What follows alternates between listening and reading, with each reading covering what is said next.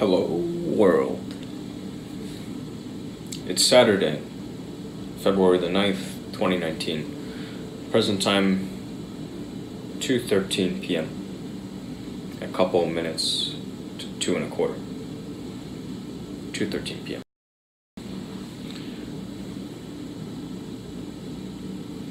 I did a thing today. In case you can spot the difference, I'm gonna... Spoiler alert. So what the fuck? I think something's broken.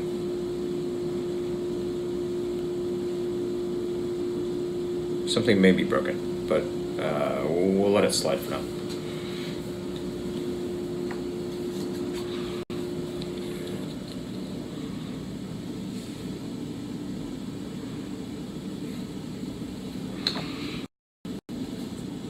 So I should have done this as soon as I could. Instead I waited, but it's done now.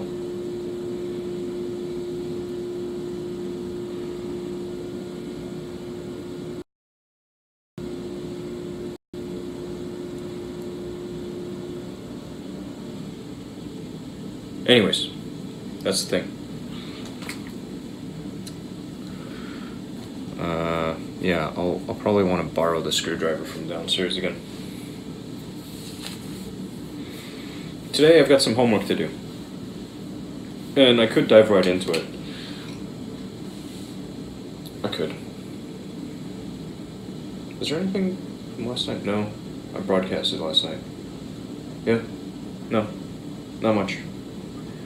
Not much. There are a couple of assignments I think I need to work on, and I want to get a group of people together to go hit up Silver Ball again.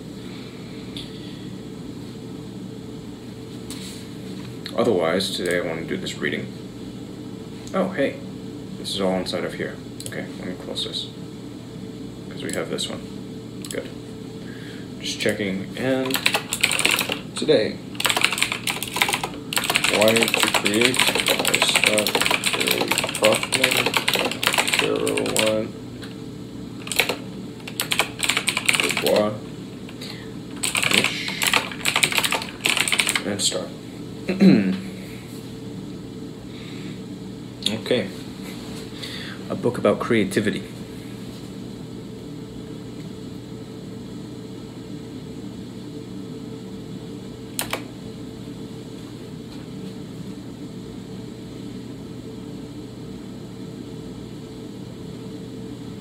Wired to Create by Scott Barry Kaufman and Caroline Gregoire.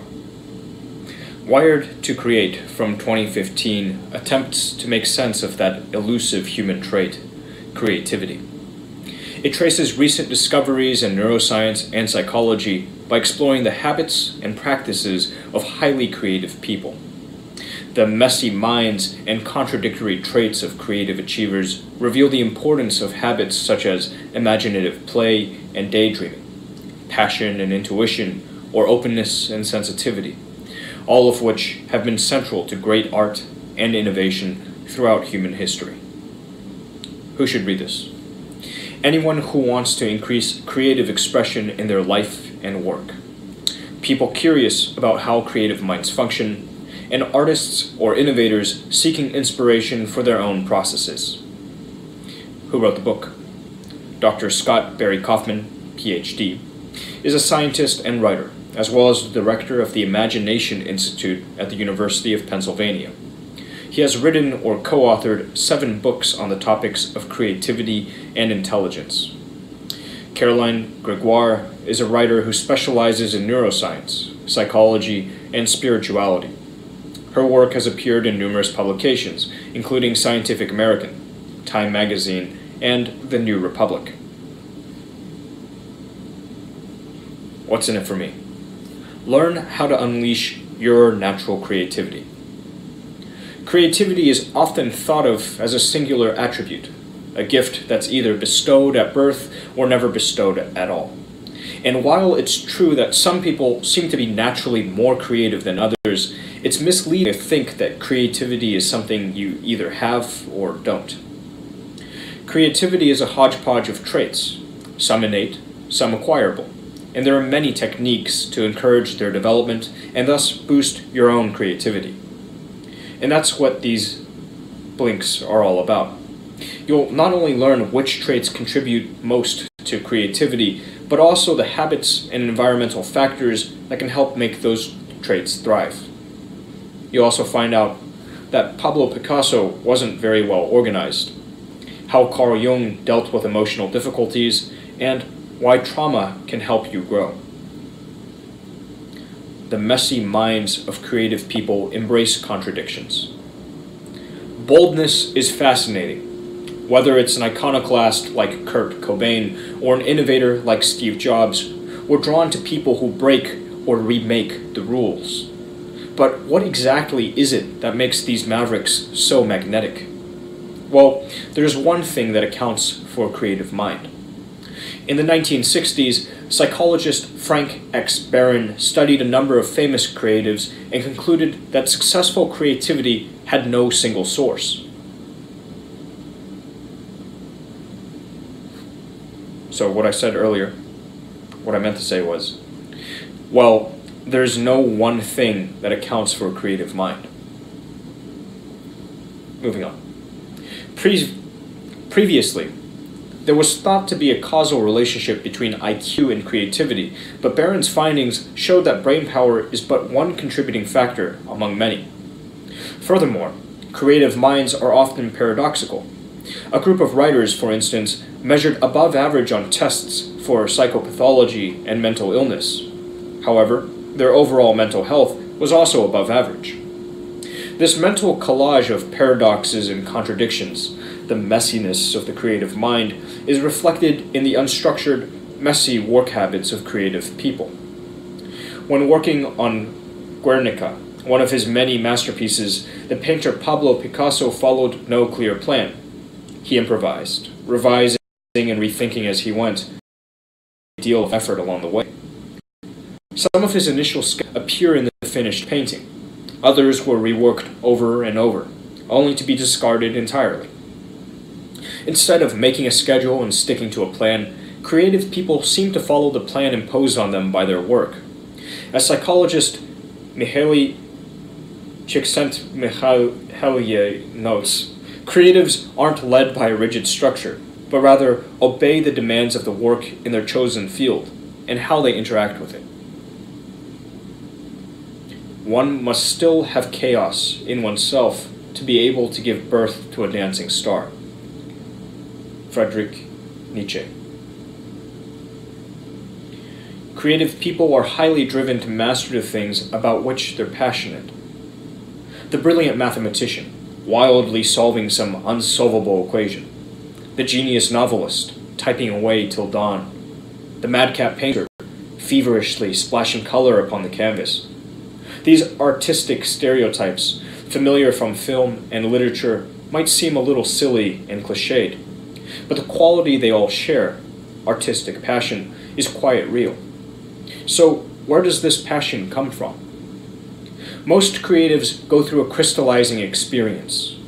At some point in their life, they engage with a creative activity that affects them so deeply it becomes part of them. For instance, renowned cellist Jacqueline Dupre always had a passion for music, and her talent was undeniable, apparent even in her childhood recitations of nursery rhymes and her singing of Christmas carols. Her crystallizing experience came at age 4. Upon first hearing a cello, she turned to her mother and said, "That is the sound I want to make." After experiencing such a moment, creative people are driven by what developmental psychologist Ellen Winter calls a rage to master, and this spurs them to work toward their goals with great intensity. After studying uncommonly creative children, the American psychologist Martha J. Morlock became convinced that the brains of creative individuals crave engagement with the subject of their passion. Creatives are able to focus with such intensity because they need this engagement, much as the body needs food and oxygen. Thus, the unwavering dedication necessary for creative success isn't so exhausting for creative people, since it satisfies a neurological need. In one long-term study, E. Paul Torrance found that personal passion often develops in childhood. By the time they entered elementary school, many of the children in the study had already developed a particular passion, and their interest usually persisted or increased as they entered adulthood. Torrance's study also showed that childhood passion often resulted in adult creativity. Those who had been academically successful as children but didn't have a personal passion were less likely to achieve creative success than those who'd found their passion at a young age. By nature, creative people are sensitive and perceptive. Picture a rock star playing for a packed stadium, or an actor strutting the stage on opening night, or even a poet reading for a crowd at the neighborhood bookstore. Artists are unafraid of performance and are self-assured in front of others, or at least that's what most of us think. But in reality, artists' dynamic public personas are usually counterbalanced by a personality that's certainly sensitive and sometimes shy. The psychologist Jennifer O. Grimes, for instance, interviewed musicians at heavy metal music festivals and found that all of them were highly sensitive. Their perceptions of aural stimuli were particularly nuanced and rich, and they could identify multiple layers to seemingly simple sounds, such as the single toll of a bell. Such sensitivity is partially biological. Psychologist Jerome Kagan argues that between 10 and 20% of infants have hyperactive nervous systems and are therefore predisposed to increased sensitivity. This sensitivity seems to nourish creativity, which in turn nourishes sensitivity. The result is that creative individuals are more attentive to the world's details and patterns, and more receptive to sensations. According to psychologist Elaine Aron, sensitive people process more information than their less sensitive counterparts. And this high level of informational intake is, of course, the perfect fuel for increased creative output. But this is not to say that being highly sensitive is a walk in the park. Researcher Daria Zabalina points out that though sensitive people are more likely to be creative, they're also less adept at filtering out information from their surroundings. This can make it hard for them to block out sensory information, the honking of cars, for instance, or the sound of footsteps, which might not distract a less sensitive individual. That said, sensitivity may have benefits beyond creativity.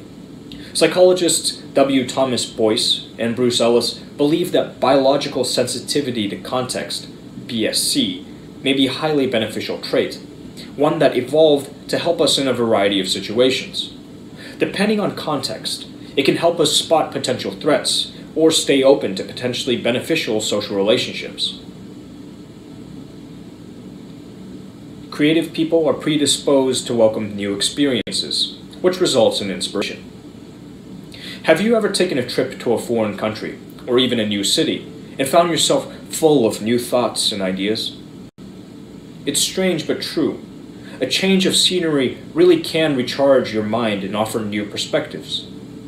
Research by Scott Barry Kaufman, one of the authors, shows that a drive to learn, explore, and engage unfamiliar determines creative success more than IQ, divergent thinking, or any other psychological trait. And the urge to pursue new experiences would seem to be neurologically wired into human nature. Though commonly associated with pleasure, the neurotransmitter dopamine also has a lot to do with potential. We don't need to experience a pleasing event for dopamine levels to increase. In fact, we get a hit of dopamine whenever we think we might get or do something pleasing. This desire to explore the new and unknown, both mentally and physically, is called psychological plasticity, and it starts with dopamine. Dopamine seems to drive creativity in other ways too. For instance, people with higher dopamine production are more likely to experience vivid dreams, and the people who report vivid dreaming are usually more receptive to new experiences. Therefore, it would seem that environmental sensitivity and dopamine are closely linked. But a chemical reward isn't all that exposure to unfamiliar thought and behavior has to offer. New places and people also allow for new connections and new ideas. Psychologist Dean Keith Simonton, in his sweeping historical analysis from 1997, shows that, in many countries, periods of creative achievement were often preceded by periods of immigration. With the introduction of new ideas, customs, and cultural values came new opportunities for creative thought, and a beneficial and dynamic environment for this thought to grow. Exposure to new experiences nourishes the imagination, providing it with new material with which to work. And the more information we take in, the more material we'll have for forming new, creative ideas. Daydreaming and intuitive thinking help creative people connect with their inner selves. Teachers often scold inattentive school children. How will they ever learn if they don't concentrate? Well, conscious, concentrated effort isn't the only way to learn something. Letting the mind wander can be just as important, especially if you're doing creative work. By providing access to the unconscious mind, daydreaming can help you discover hidden thoughts and feelings.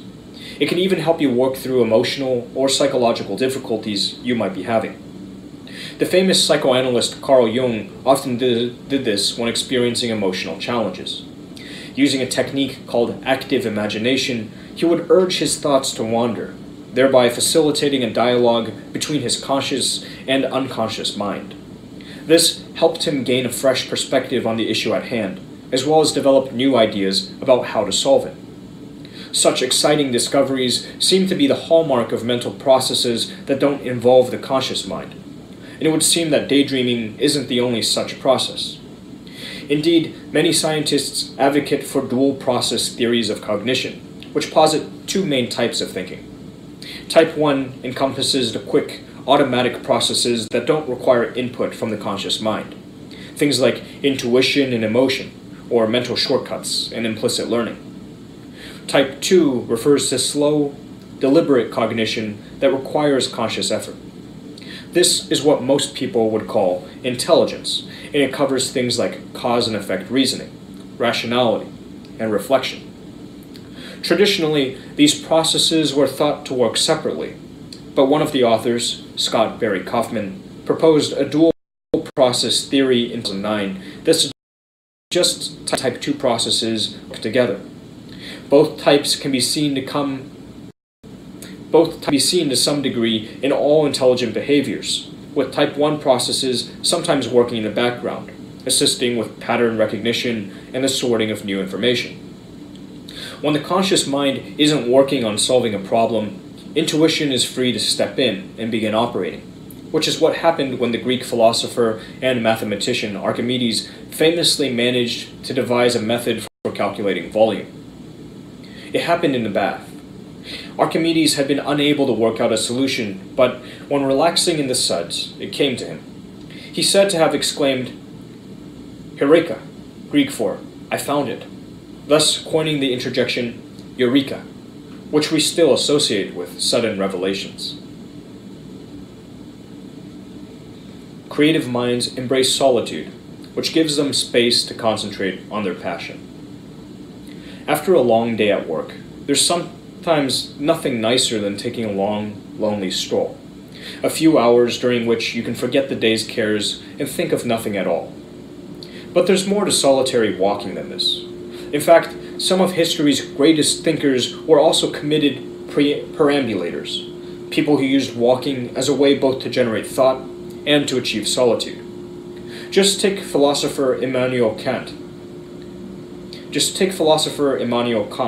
who, despite his general frailty, went walking every day, always for an hour, always along the same path, and always alone, so that he could think in silence. As Matthew Ricard, a Buddhist monk, once wrote of walking in nature, "The outside silence opens the doors of the inner silence, and this clears room for ideas and images from the unconscious to emerge." The lack of distractions also gives our brain time to make new connections, which encourages the germination of creative ideas. But walking, though the preferred method of a parade of brilliant people, from Charles Darwin to William Wordsworth to Virginia Woolf, isn't the only way to find solitude. Filmmaker Ingmar Bergman felt such a need for solitude that, late in his life, he moved to Faroe, a remote Swedish island in the Baltic Sea. There, He lived a simple life and grappled with the difficulty of being alone with his thoughts and emotions, a struggle that he channeled into his films. The thing about solitude is that it helps the lone individual give ear to and discover his or her inner voice, a process that's utterly crucial to all creative undertakings. Michel de Montaigne, the 16th century French philosopher, believed that, without removing oneself completely from the distractions of society, one would struggle to develop a unique perspective.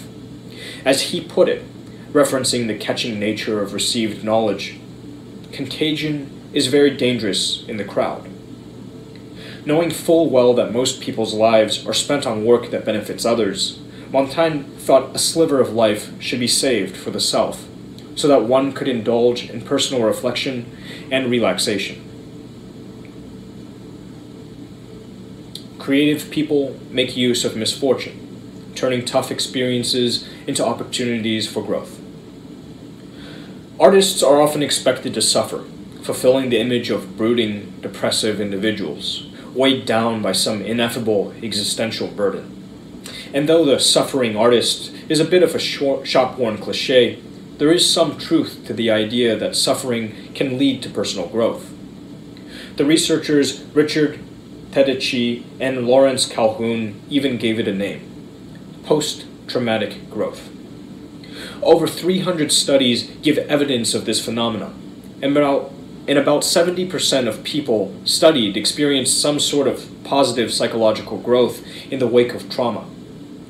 As Tedeschi and Calhoun's post-traumatic growth model shows, trauma often causes people to question their established beliefs, as well as their ideas about who they are, forcing survivors of trauma to completely reconstruct their worldview.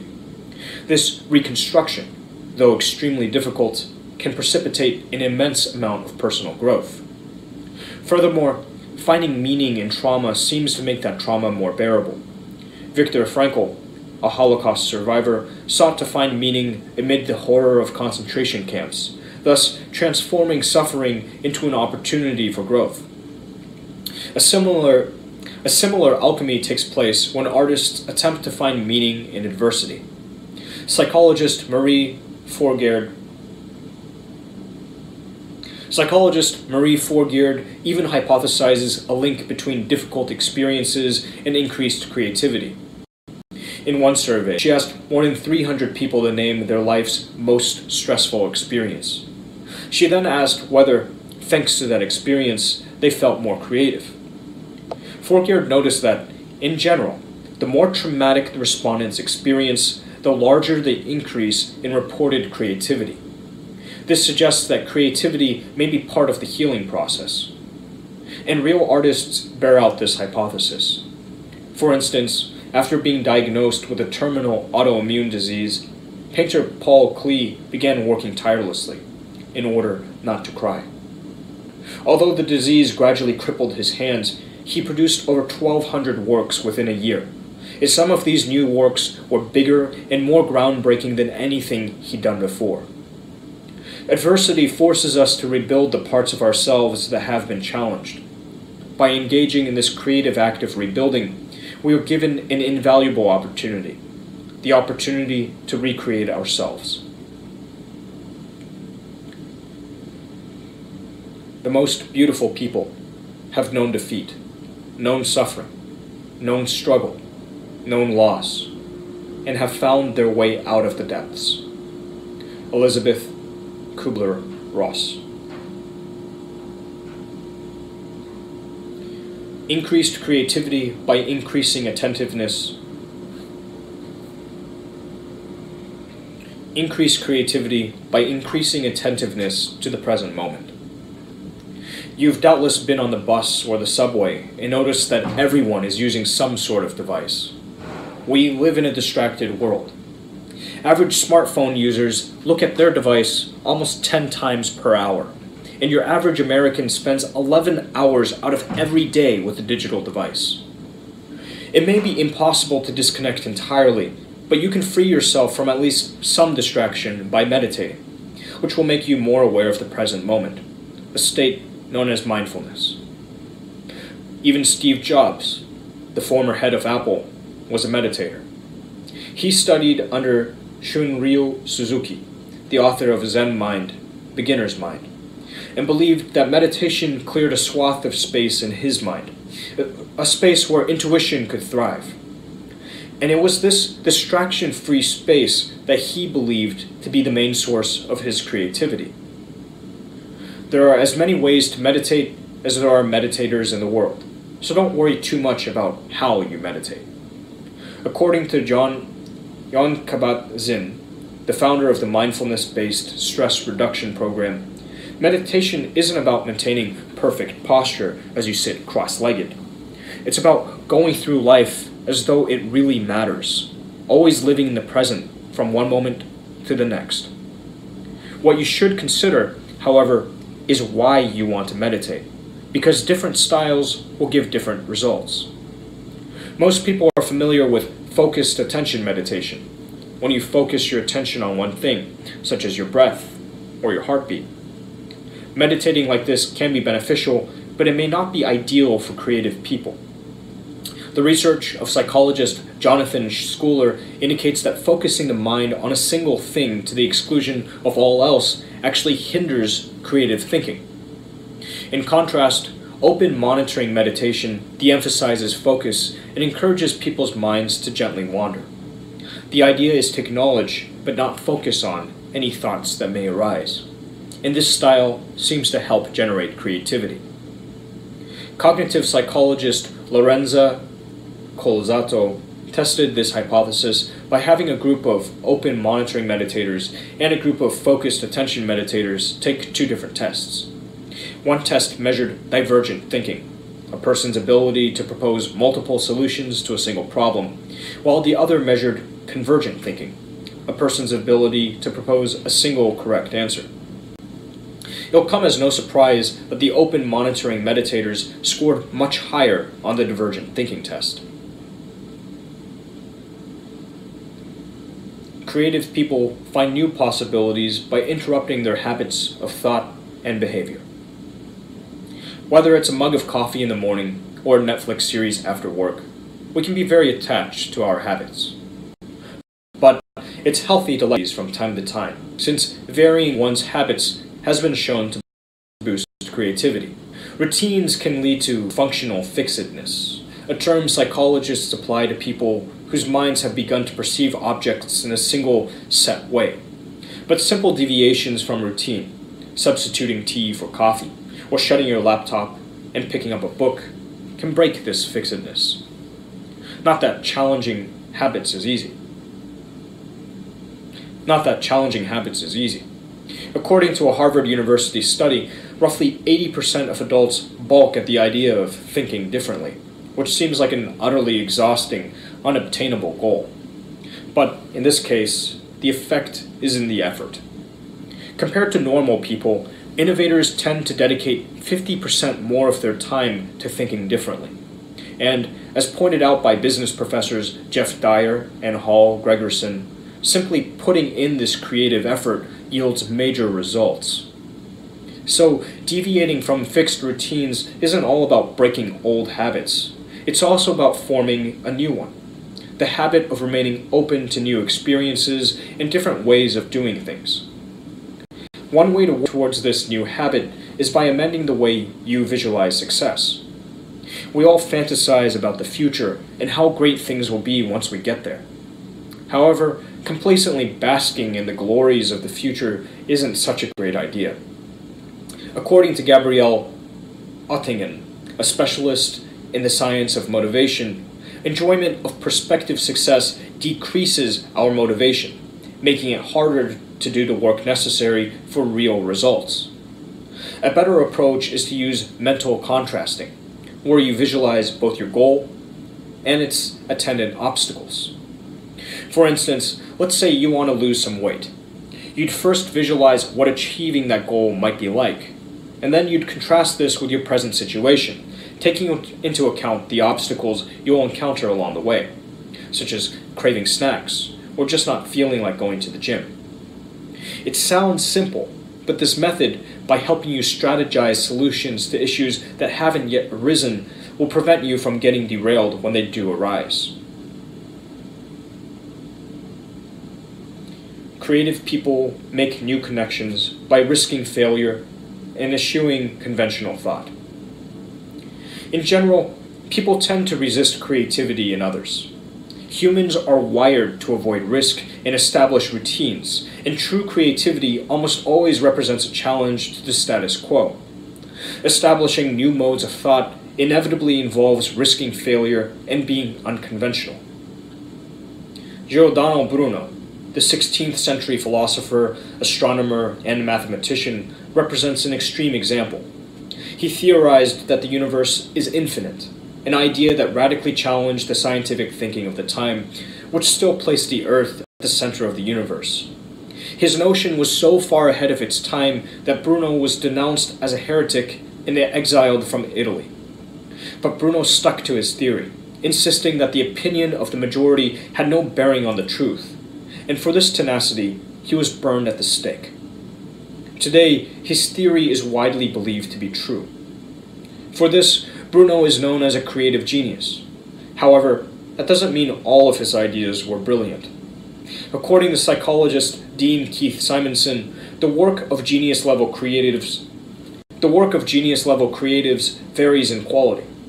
Some of their ideas are extremely good, while others are total failures. What makes them so brilliant isn't reliably great work, it's high productivity. So, a willingness to fail and to face social rejection is simply part and parcel of achieving creative success. In a study at Johns Hopkins University, Professor Sharon Kim divided students into two groups. One group was dedicated to tasks requiring an independent mindset, and the other to tasks requiring a group-oriented mindset. All the students were then told to draw a creature from a planet unlike Earth. Since the first group had been put in a differentiation mindset, that is, since the tasks they'd engaged in had made them feel unique, they weren't afraid to face the potential social consequences of drawing something bizarre and original. Needless to say, the first group's creatures were much stranger and drawn with much more creativity. If you're not prepared to be wrong, then you'll never come up with anything original. Sir Ken Robinson. Final summary. The key message in this book. Creativity doesn't stem from a single trait or set of experiences, and creative people's thoughts and workflows are usually formed from contradictory and even paradoxical qualities and habits. But anyone can increase their own creativity. It's just a matter of incorporating some helpful strategies, such as embracing solitude, finding meaning in tragedy, living in the present moment, and paying closer attention to one's unconscious thoughts, intuitions, and ideas. Actionable advice. Carry a notebook. Carrying a notebook and pen to help you document the impressions, thoughts, ideas, and bits of inspiration that you encounter throughout the day can help you become ever more familiar with your internal workings. Many writers find that this habit also helps them make sense of the world. Journalist and writer Joan Didion said that doing so helped her understand how it felt to be me. Suggested further reading. Messy by Tim Harford. Messy from 2016 is all about order and tidiness, or rather, why they're overrated. This book explains how preoccupation with neatness can stand between us and success, how messiness can boost creativity, and why everyone should embrace a little disorder.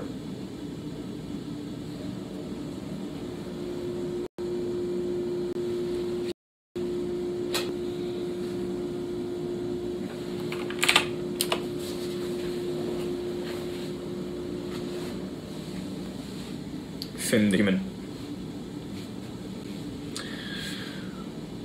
Your account was banned, so you just created this account now. It says that this username that you're using right now has been, well, the account that you're using right now has been around since December the 24th, 2018. I don't know.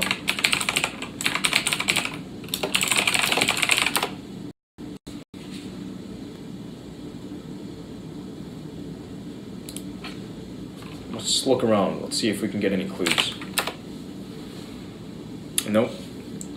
So since you made this new account, you've been using this username.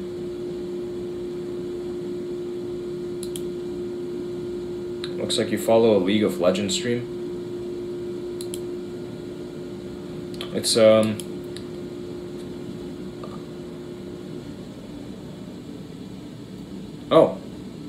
Oh shit. Hey. How did you lose your last account, dude? Wow. And welcome back. It's been a minute.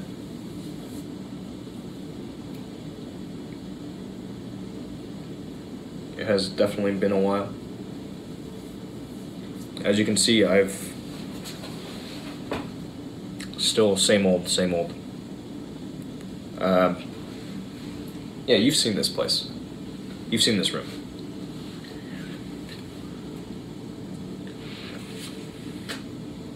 I think. I'm pretty confident you have. I'm gonna note this down and then move on. I've got some homework I want to knock out, and then there's a work function. Like, it's not actually a work function. It's they have a LAN party at one of the buildings, and I want to go check it out because I'll have an opportunity to win a copy of Grand Theft Auto 5. I'm curious who all shows up, and you know, it's like an organization. It's open to anybody in the company.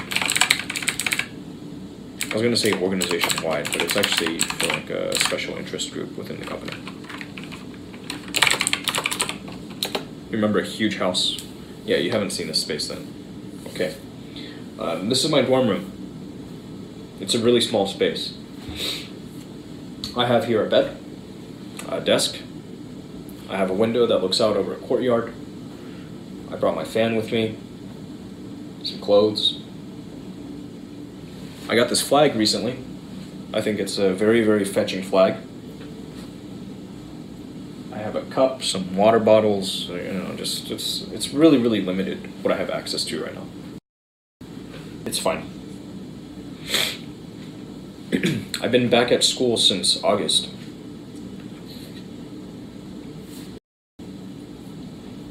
It's been a trip, man. A real trip. You don't work out. I go to the gym a little bit. Yeah, I mean, these days my time's tight. I started working, started earning some money, which is good. It feels really good. But right now I'm still at this really starting point where it's like, man, how do I balance what I would like to do outside of work and the work and the things I must do, you know, like being a student and paying for tuition, right? Just basic shit. So some things have been slipping through the cracks, and it's been unfortunate. For example, like a week, 2 weeks ago, just a little over a week ago, the water was shut off at my house. And I'm over here, so, you know, I'm far removed from the situation, but because they had to send somebody out to the house, I have to eat like a $50 fee, which fucking sucks. You know, like a $50 fee, then they sent over something in registered mail, and then of course they want to bill that registered mail to me, right? So I call in and say like, hey, look, this is really embarrassing. I've been with you guys for years. Can you cut me some slack? Just like making these fucking phone calls and begging to save a few bucks, and you know, it sucks. So I don't know. I think what I'll do is just the go-to strat is just set everything up on autopay. Like have my bank send them a check every single month for an amount greater than I would expect to have to pay for water. Like just leave a few extra dollars in there, and that way that amount pulls up and I don't have to worry about it. The likelihood that I end up in this situation again goes down to like nearly zero. I can see your muscles are weak because I remember you're like 20 pounds heavier. Yeah, I've lost mass. Like my arms, everything. But I don't really care. I can regain it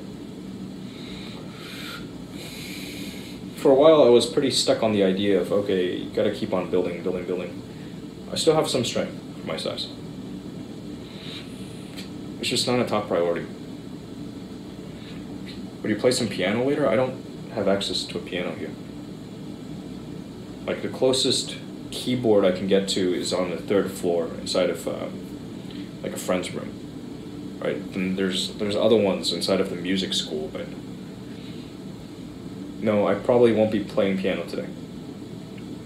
It's been a long time since I've actually been able to sit down and practice. It's not something I'm pleased about, trust me. Like, I'd much rather be able to play a bit every single day.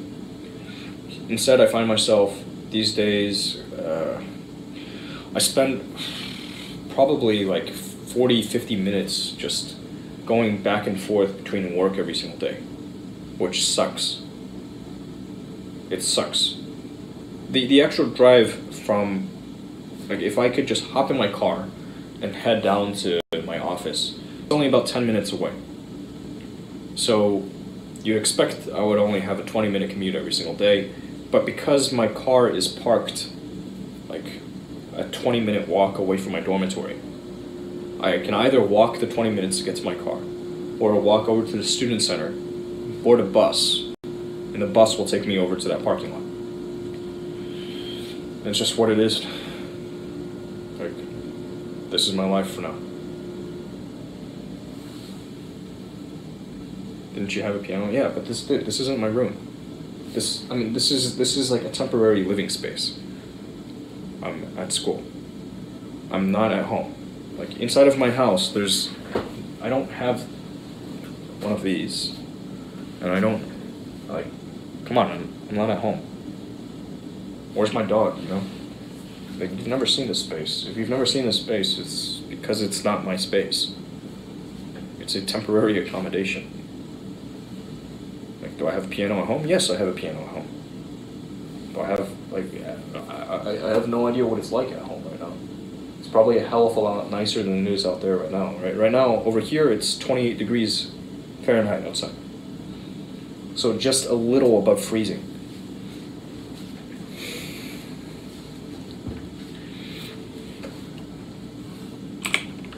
No, this is not my house. You're like, why, you know, like, why would I go through the trouble of setting up in this little room inside of my house when I had this great space to work with, you know? Like, I like open spaces, not, as much as possible. I don't like to coop myself up in a little, this is like a cell. Dude, I talked about this, but I'll just do it again really briefly. The first 3 months that I spent inside of this space, I was losing my mind. Like, I went through a pretty deep depressive spell. I don't say this lightly. Like, this was probably the most depressed I've ever been in my life. Meanwhile, I'm surrounded by people. I mean, this school's got close to something like 30,000 people enrolled here. I think here or inside of the entire system. Maybe it's just this single school. I don't know. It's been a while since I looked at the numbers, but it's just, you know, like, fucking surrounded by people, all of my basic needs taken care of. You know, hungry, just go over to a dining hall, eat some food. You know, there's a gym right across the street from this dormitory, and it's a great gym, but depressed out of my fucking mind. Like, I would think about Paul and I would cry. I would think about him and just start, like, choking back tears. Fuck, I miss him.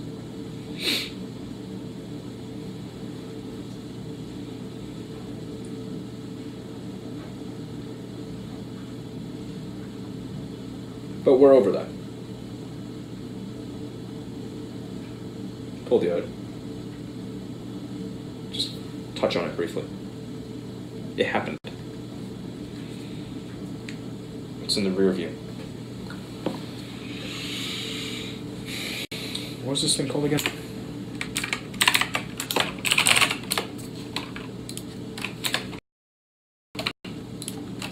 Please, no, of course I already threw it away. And Gregoire, wired to create. What are you studying? Hey, welcome. New phone again. I remember an iPhone 8. Yeah, this is Google Pixel 3 XL.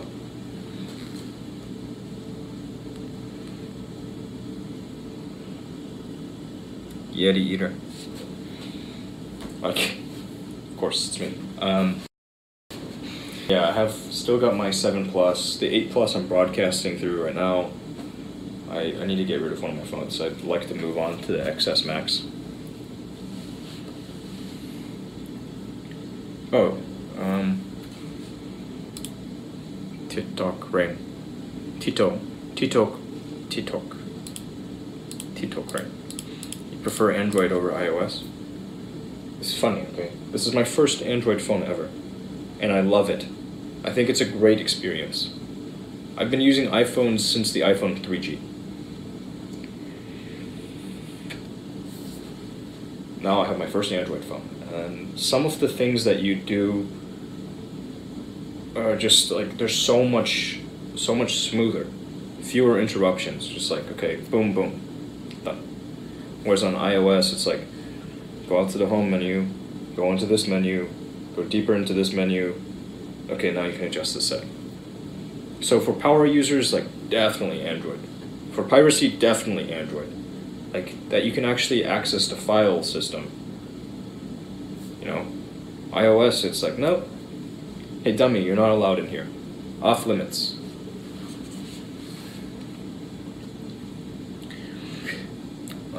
How is the Pixel 3? The Pixel 3 XL is really good. It's really, really good. But I also want to get an XS Max. The only reason why I haven't pulled the trigger on it yet is because I want to put it on credit. And right now I don't have any 0% lines. Like, I wanted to take advantage of this trade-in offer and maybe move over to a new carrier for a wireless service. Because I need to run like multiple accounts. Need is a strong word, but you'll understand. It's not like, Mom, I want it. Like, here, I literally have a need if I want to keep on doing what I'm doing bigger. And it's cool, you know, actually have, like, working has been good because I'm pooling up money. It's not a lot of money. I'm only getting paid intern pay, $16 an hour. It's nothing to write home about, I said. Like, when I first got the offer, I said that. I still feel it's nothing to write home about. But even with such little money coming in, I can actually start generating savings. Like, at that point, I can cover all of my budgeted expenses, and I can start saving towards other projects. And I can, you know, like, go out on the weekends. I can hit up the town. It's nice. And it feels good. Like, it feels really good being able to just go and spend. Like, give back. Instead of just, like, sitting, praying, like, man, if I make it, if I have this viral hit, maybe my channels will grow, maybe some of my shit is actually gonna get trafficked, maybe people will discover it, maybe then I can actually generate some money through affiliate revenues. Like, it's fine. It's fine. That can all come in the future.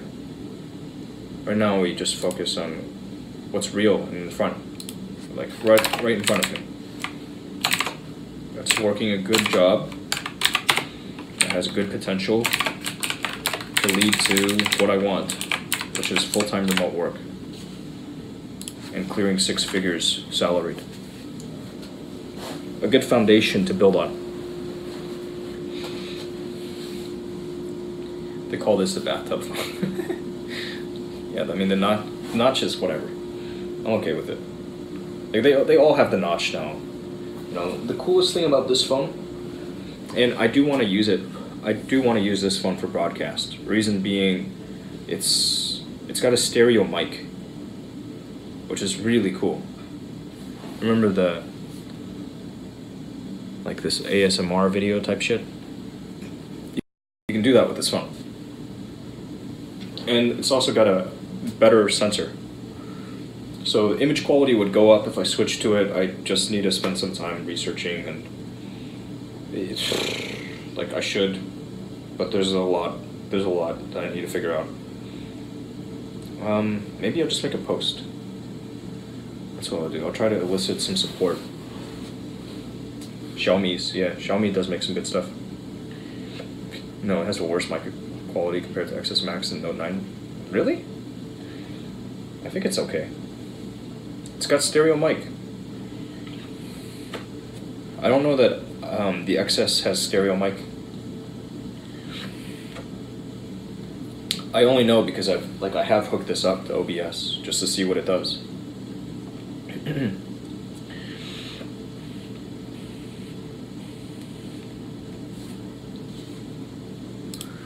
I can't believe though that the mic would be considerably worse. And I say this because I mean, how many people in the world do you think are making microphone capsule mics with enough supply to supply the smartphone industry? You know, it's got to be a small number. I can only imagine it's a couple of big shops that are doing it. So it's just, I have a hard time imagining that the mic on this particular smartphone is going to be much worse than another current generation flagship smartphone. I could be wrong though. Maybe Google cheaped out on the mic. This is always possible. So, you might be onto something. I just kind of gut check. I don't see it. Video sound quality on Pixel 3 is not as good. I guess you've looked at some comparisons, some shootouts. I've recorded a little bit of video on it. Just like, I'll push it. I'll actually, I keep telling myself I'm gonna push more stuff, but it's just like, seriously, right now it's the time. Fuck. Fuck, man, it's really the time. So, like, in order to free up the time, ultimately building out some consulting thing is probably going to be the way to go. It's business and consulting.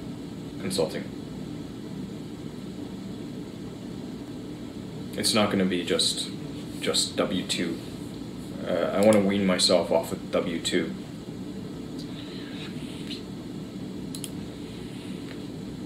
W2, if you're not familiar, is this U.S. tax form for salaried workers. It's like what most people make their money on. But I also take in some 1099 stuff, just because of web projects. Sounds a bit like recording with headphones, microphone, and not the Pro. Okay. Okay. You might be right.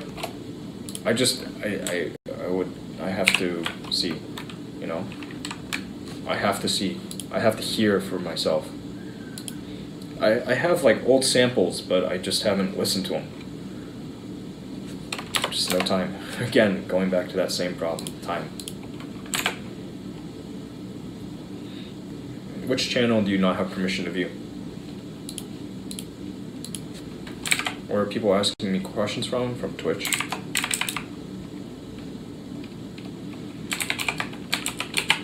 Like, if you look at the bot messages, it'll tell you, hey, folks are, you know, the broadcast goes out to all number of platforms. That's what you're seeing. Wired to create.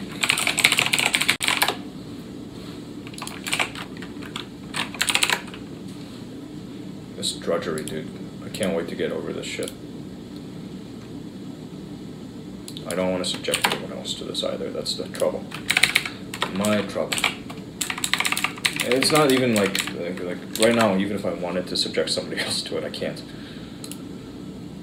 Nobody will do it. As far as I can tell, everybody is just happily doing their own thing. 2015. My words fall upon deaf ears. In the mysteries of the creative mind, and wired to create by these two. No, whoops, wrong one.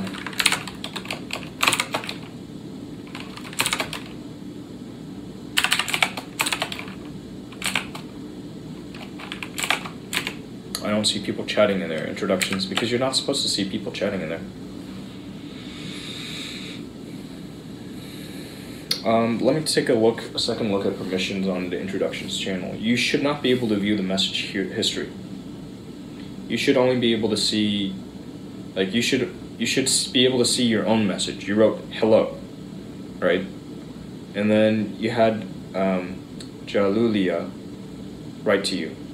She said, "Hi, at Exufi, step 1 is to get an introduction about yourself down here." You see this, right? If you don't see that, then, you know, or tell you what, send me a screenshot of what you see.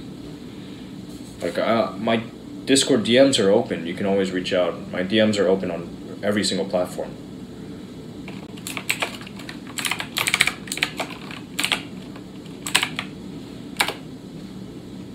Yeah. I don't understand what you mean, yeah. Yeah, too. I didn't see that. You didn't see her message to you. Okay, so I'll have to take a look again at permissions. I may have to relax them just a little bit. But you should be able to see her message. If you can't, it's my bad.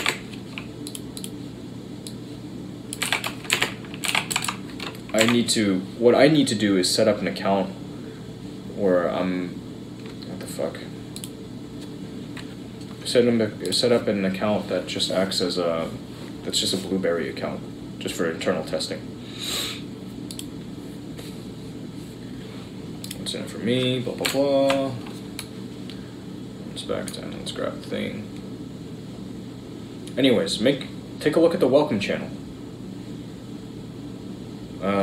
That's no wonder. No wonder. Okay, I'm starting to understand. Do take a look at the welcome channel.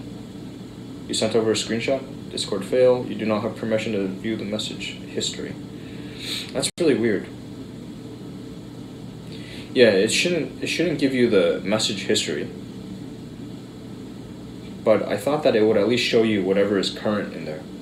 So that's kind of weird. It doesn't work the way I expected it to. Edit channel permissions for everyone. Yeah, what about the introduction channel? Everyone can read the text channels and see voice.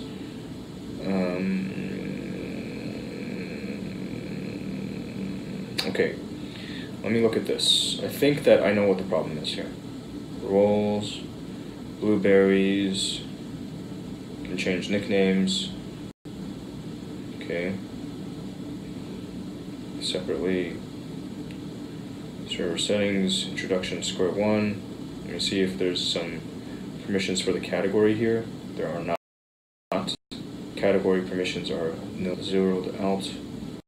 The welcome channel has permissions for blueberries. It allows blueberries to see everything, okay? So that one's working.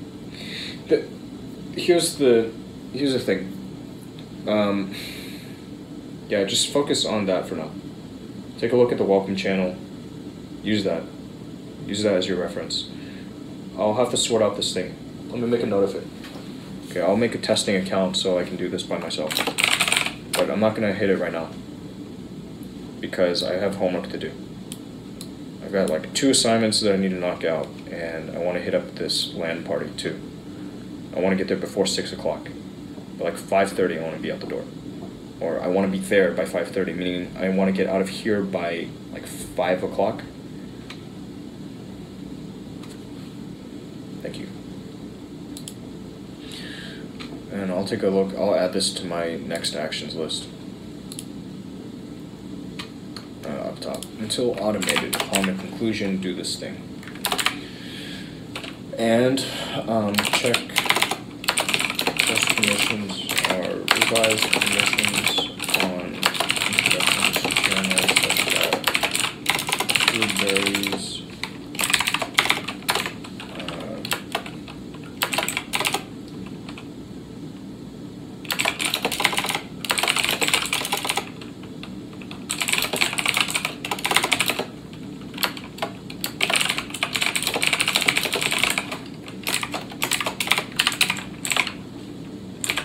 Okay, I made a note. And styles, article class, copy the element, and let's drop it here, and looks good, and close, and That's good. It's beautiful.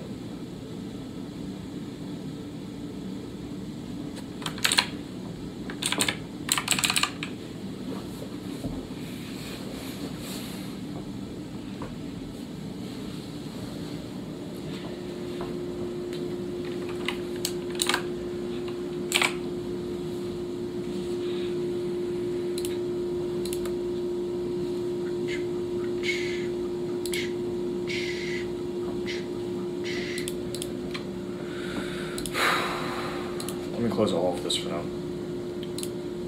All of this. We're not looking at these little silly things right now. Today it's about work. It's work. I need to do this work.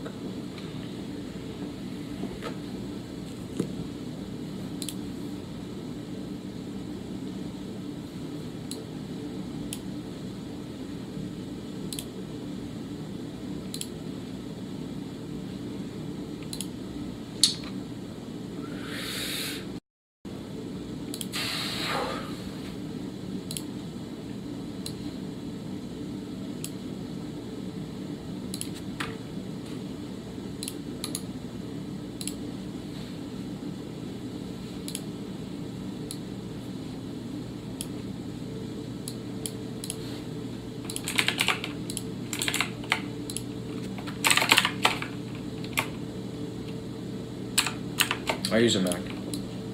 I'm on the 2017 base model MacBook. And I have not looked at Huawei's MateBook laptop. I will always drive a Mac for the near future. So one Mac. And there are many good ones to own a Mac.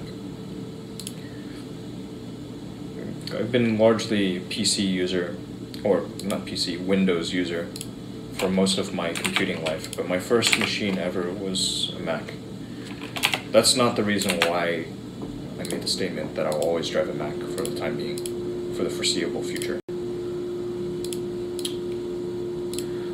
The modern view, the reason why a Mac for now, double spaced, the reason why a Mac for now, wow, this is going to be a really short paper.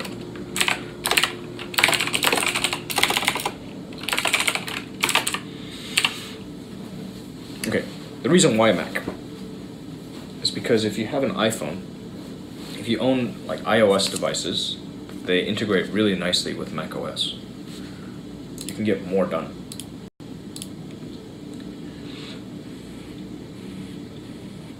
And I'm sure that Huawei has some good products.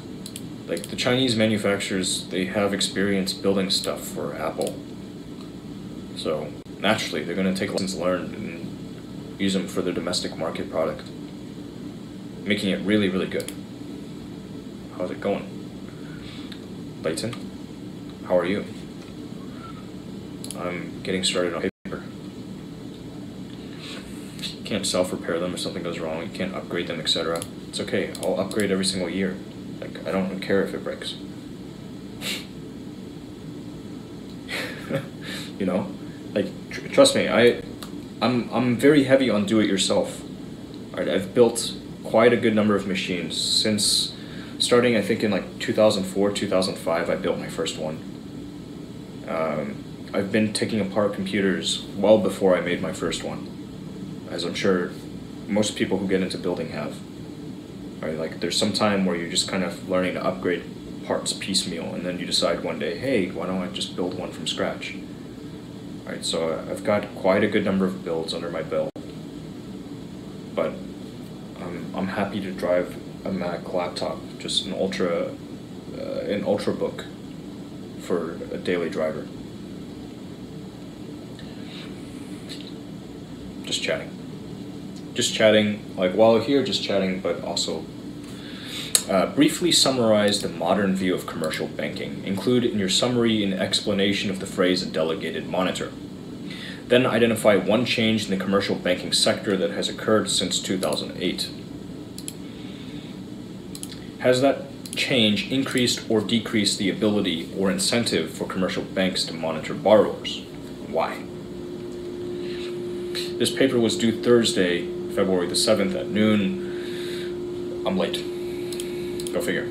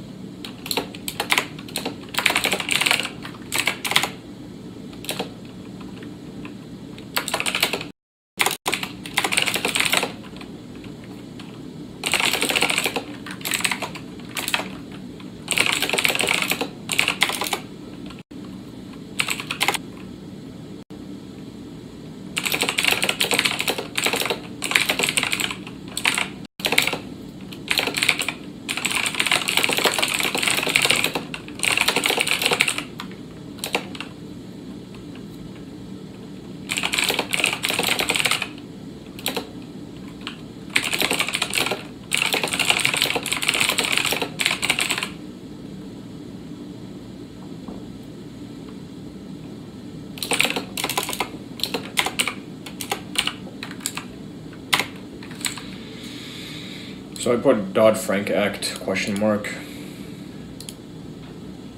But there's quite a lot going on there, and I might want to look a little deeper.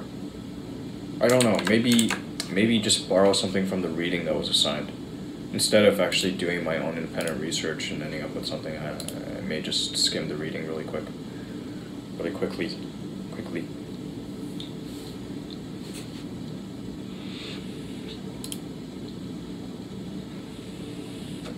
Or real quick.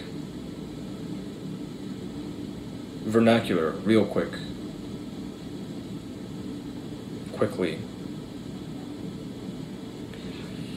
Really quick.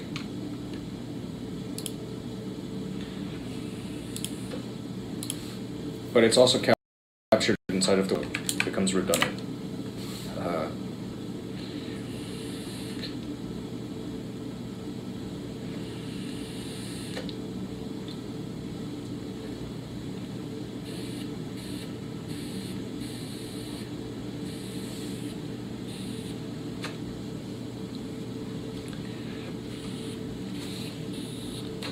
Let me skim it.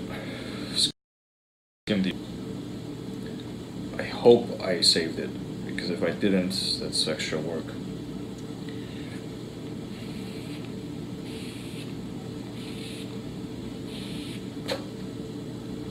No idea what that is. I think it's this piece, James and Weir, Journal of Applied Corporate Finance, or Bank Loans Different, ? No, it's not it. Mortgage Bailout.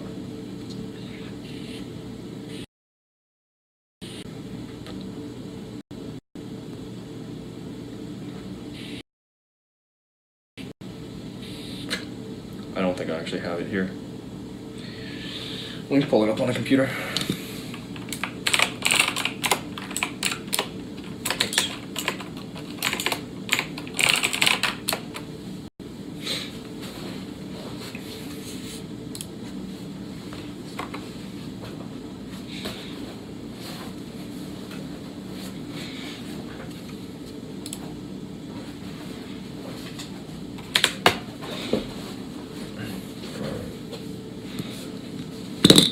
Yeti Eater doing homework. Holy shit, what's wrong with this? I guess it doesn't like this. It's really weird. It's freaking out. There we go, now it's okay. Kind of funny. Generally decent. Couple of notes. Modern view is not product of that. The issue is not traditional versus modern, or rather traditional view versus modern. Remind me to tell you something called the naked this.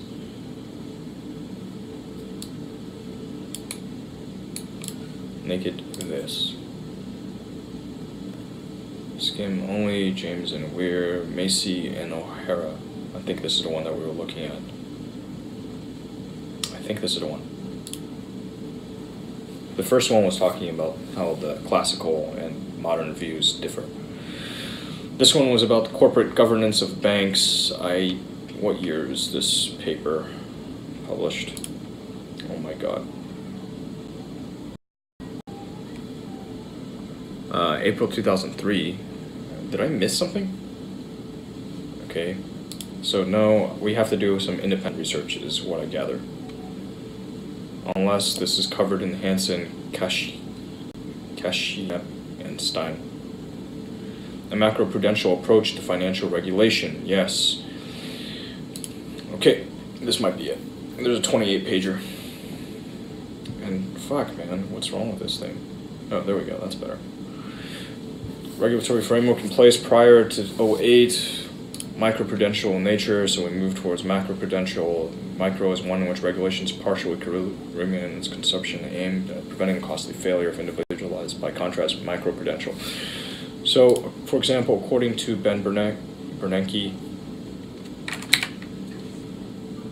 so contrast, macroprudential approach, general equilibrium, seeks to save the financial system as a whole. There seems to be both agreement and move in a macroprudential direction. So let me make some. Are you fucking kidding, dude? I can't stand this shit. This is just... Oh, okay. Let me do this and see if it helps. I don't think it will. I don't think this will help, but this sucks. Let me just download the PDF.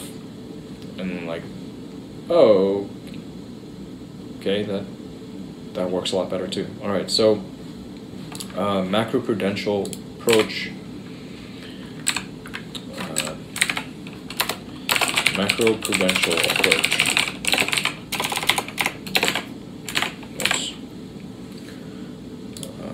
Partial equilibrium. Recognize the importance of general equilibrium effects. Seeks to safeguard financial system as a whole.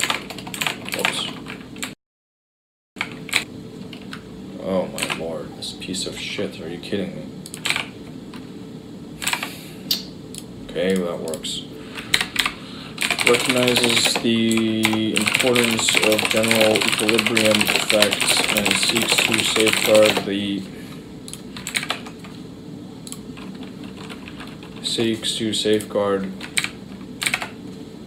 safeguard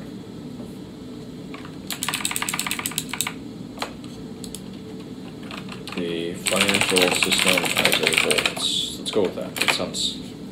Seeks to safeguard financial system as a whole. Yeah, okay. Example, according to Ben Bernanke, going forward, a critical question for regulators and supervisors is what their appropriate field of vision should be under our current system.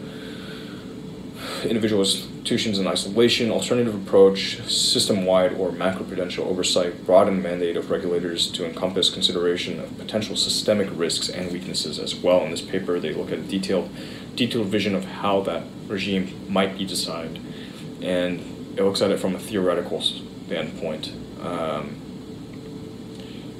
Let me shoot down to the conclusion.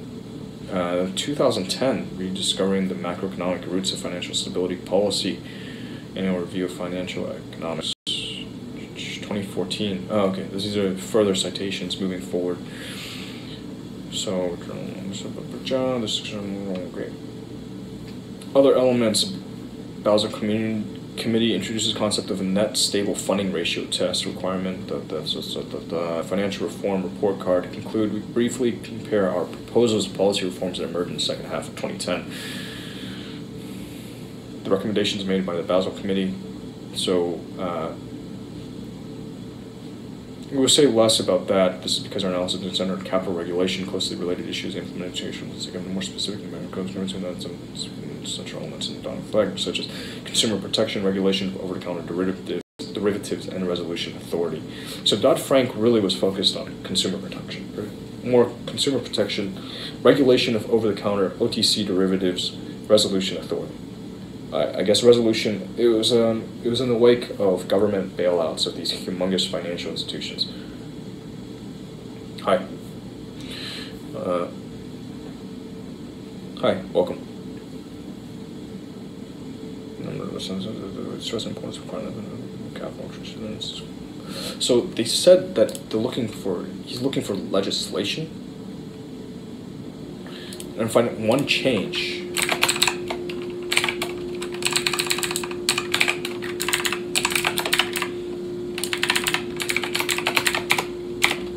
Okay, he wants it Times New Roman, so we'll give it 1 times. Turkish. Welcome. Chinese, but born in America. So, American passport. Welcome from Turkey. I'm glad that you're watching. Very cool. I hope this isn't bad in Turkey. That would be like a real facepalm.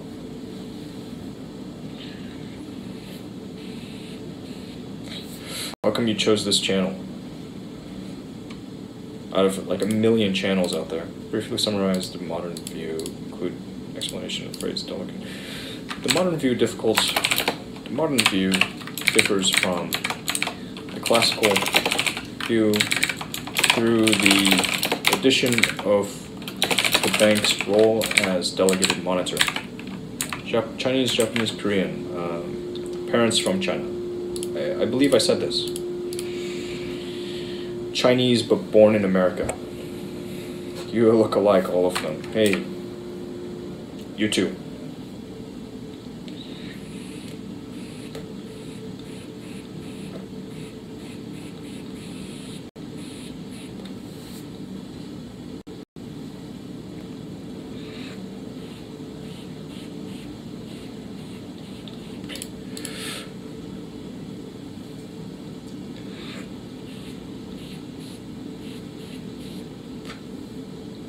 A change in the commercial banking sector.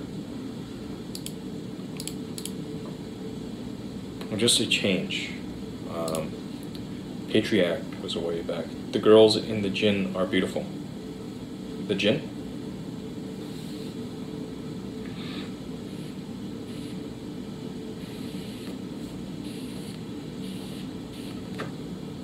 Yeah, I mean, there are some beautiful women, but I don't understand what do you mean by the gin?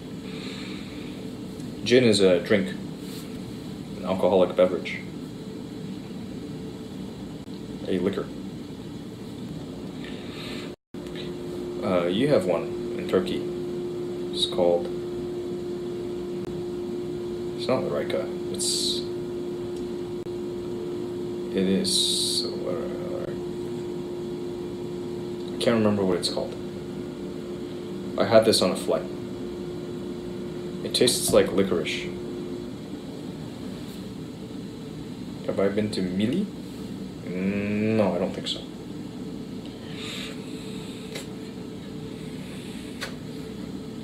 Thank you, thank you. I don't think I've been to this Mili. I've been through Ataturk, your airport in Istanbul.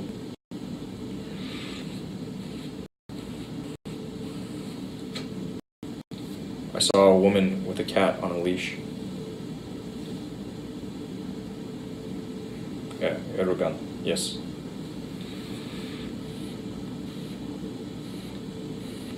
No, I'm thinking about a liquor. A liquor from Turkey. It's Turkish liquor. I'll look it up. Turkish liquor.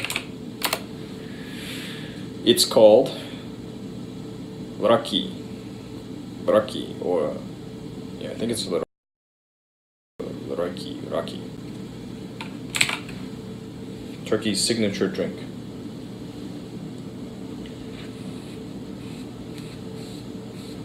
It's very strong.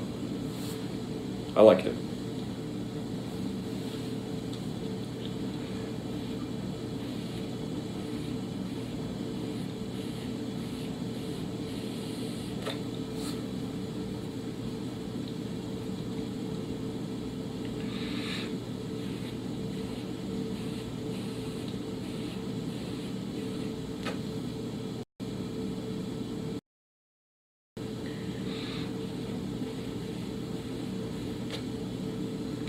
Basel 3. I guess we'll go off of that.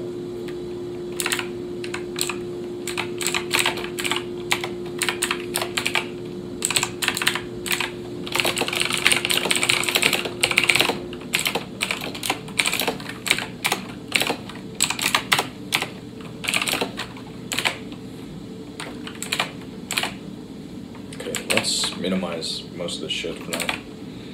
I love you, but I don't know what you say. This word. I'm gonna find this, okay? Raki. Turkish liquor. I guess you don't deal much with English. This one. Raki.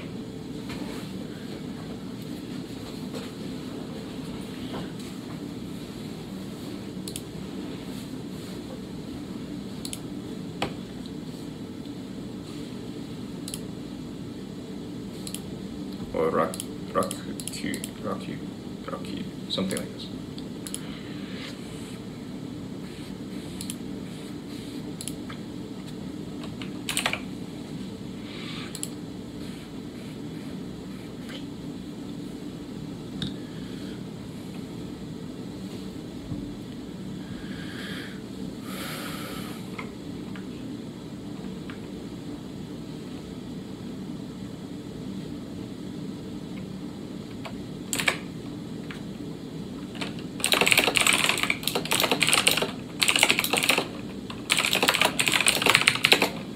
Smoking is harmful, that is correct.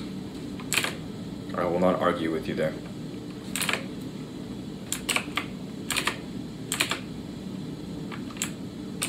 Why is there so much stuff?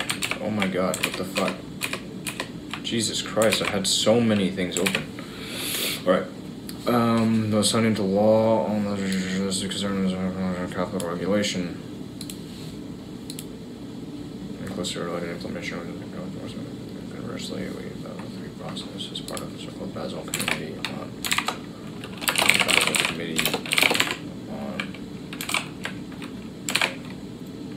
banking supervision.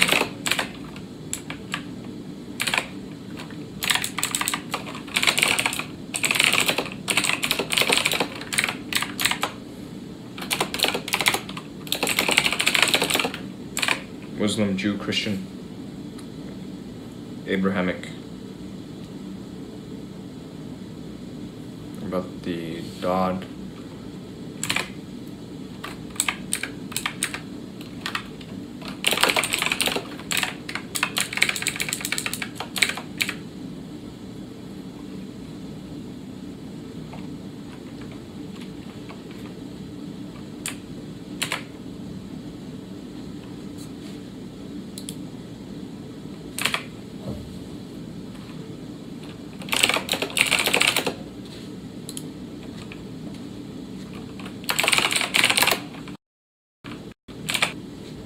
Ibrahim.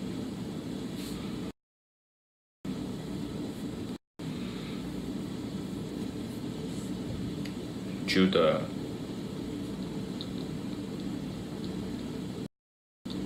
Jesus. Jesus, Yahweh. Muhammad. Ibrahim.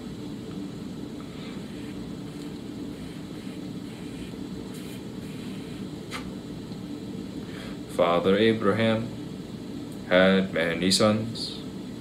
Many sons had Father Abraham. One of them. So are you. Dun, dun, dun, dun, dun.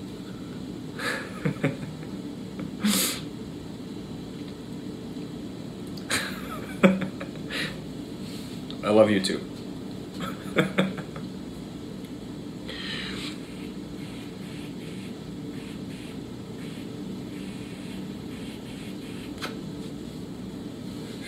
Point out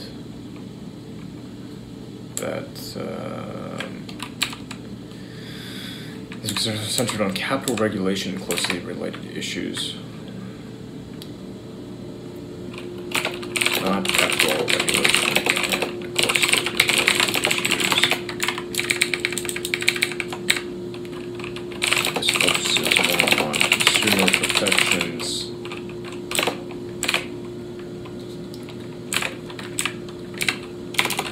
Regulation of OTC derivatives and resolution authority. You sound so bad. Do I? I hope not. I think that I sound normal right now.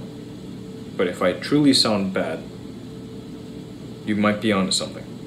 Let's see. I really hope not. Would you like the rate mixer? No, fuck off.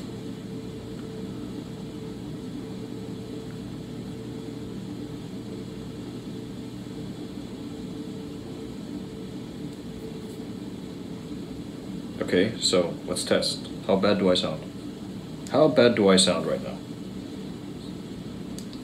I sound. It's kind of bad. I agree with you. It's not great. But at the same time, it's what I expect, you know, because I don't have a studio mic. Would you like to see my setup? My setup looks like this right now. Okay, that's everything in front of me.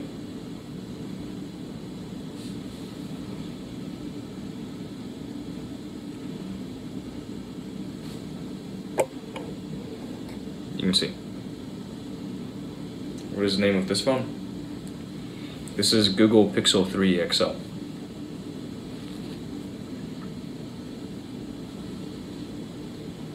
This is a pretty good phone.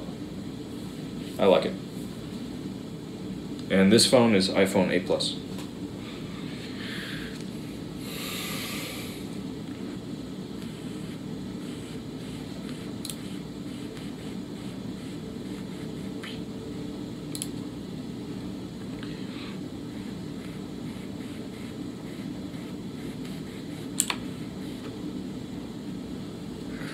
So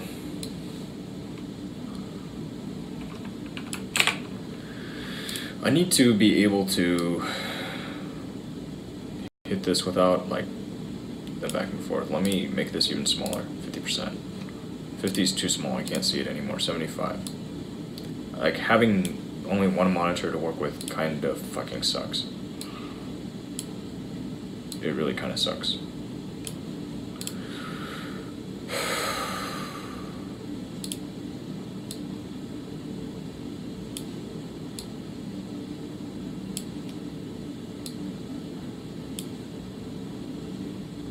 Buy iPhone on the bank? Can they keep the growth up? I don't know. We'll see. We'll see. I don't claim to be an oracle. I just know that for the near future I will continue to use Apple laptops. Whatever their ultra lightweight machine is. Those 3 recommendations on acquiring financial firms at both more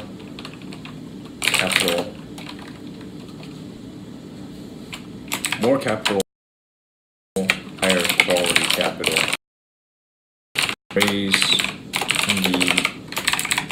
raising the minimum common equity requirement from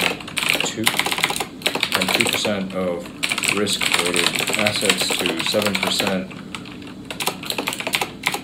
inclusive of capital conservation buffer. More systemically important institutions are required to have an additional increment in terms of equity capital. And we need to put a question mark. Did this materialize? Question mark. I don't understand you. It's okay. Don't worry.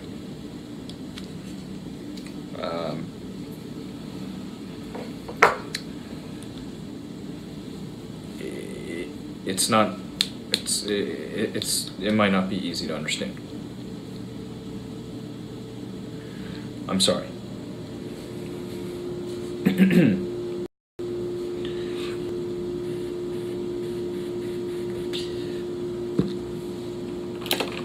Equity capital phase-in became fully effective in January 2019.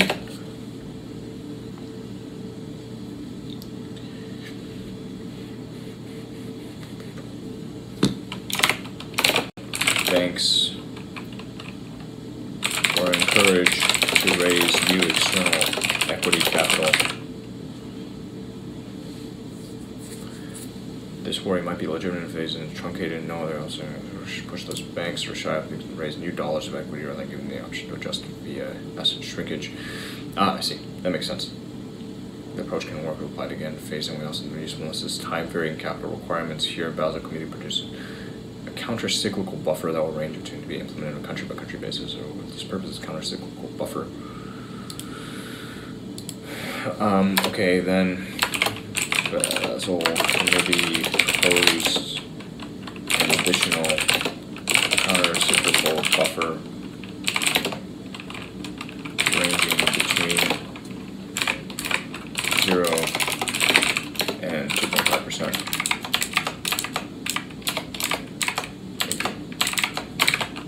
Up to 2.5% to be implemented on a country-by-country basis. So to achieve the broader potential of protecting the banking sector and aggregate excess aggregate credit growth, only when there's excess that is resulting in system-wide buildup of risk.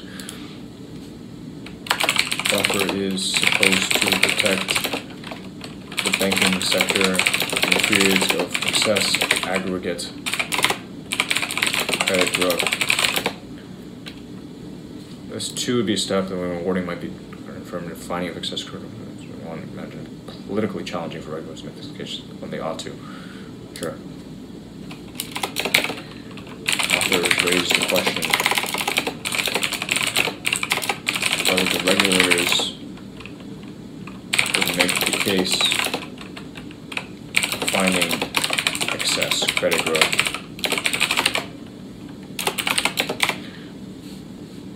For example, we'll talk about debt maturity, introduce the concept of net stable funding ratio. We'll have a certain amount of long-term funding, which comes from maturity greater than a year.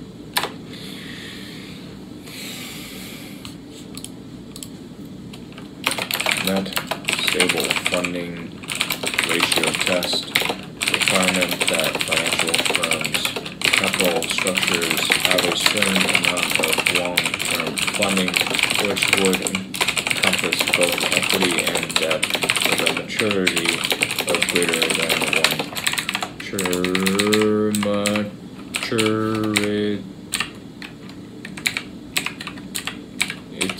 greater than 1 year. However, the details regarding design and calibration of this rule remain to be worked out, with an observation period to begin in 2012 and the introduction of the standard itself put off until 2018. Similarly,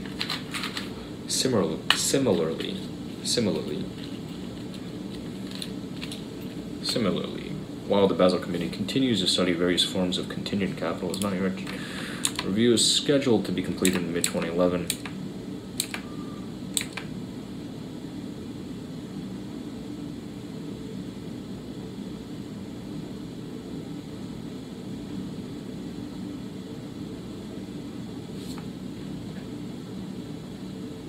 Oh boy. Wow, that's really impressive.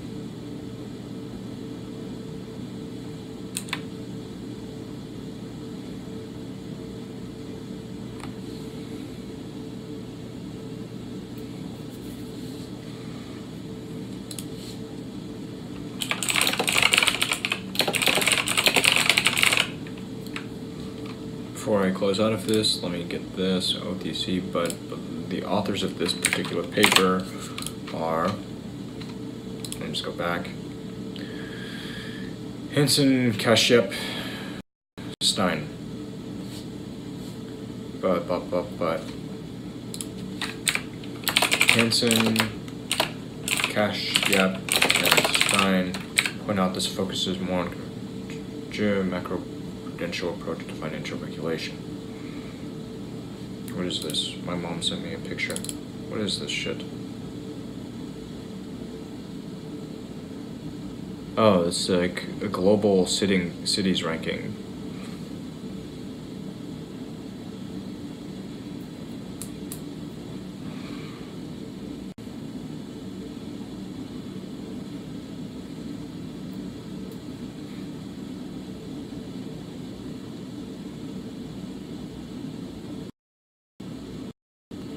Of like these global alpha cities, according to this ranking, I have lived in 1, 2, 3, and visited 1, 2, 3, 4, 5, 6. We'll make that 7 and then 8 soon. Oh, that's the Alpha Plus. Chicago is way up there too. The Alpha Minus list includes Houston. Shenzhen's up there as well. Rome, Riyadh, Budapest.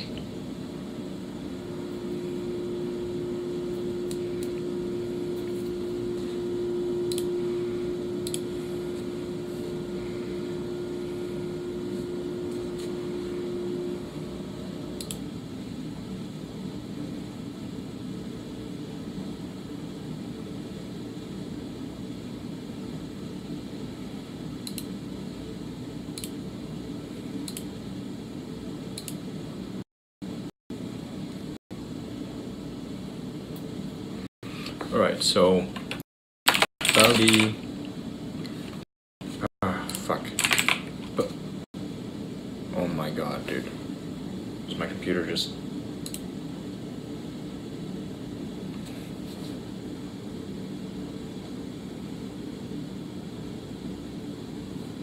this is maddening.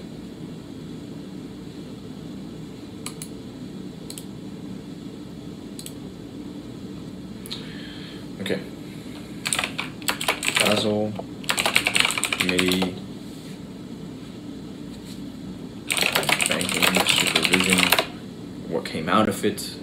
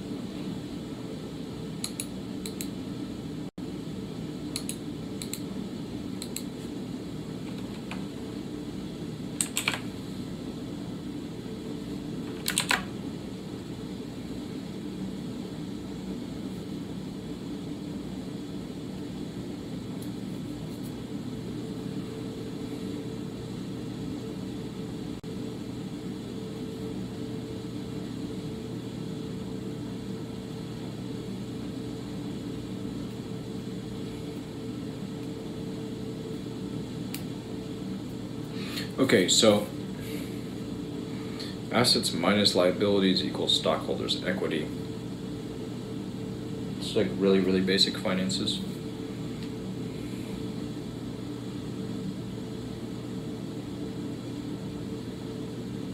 Hey, artificial intelligence.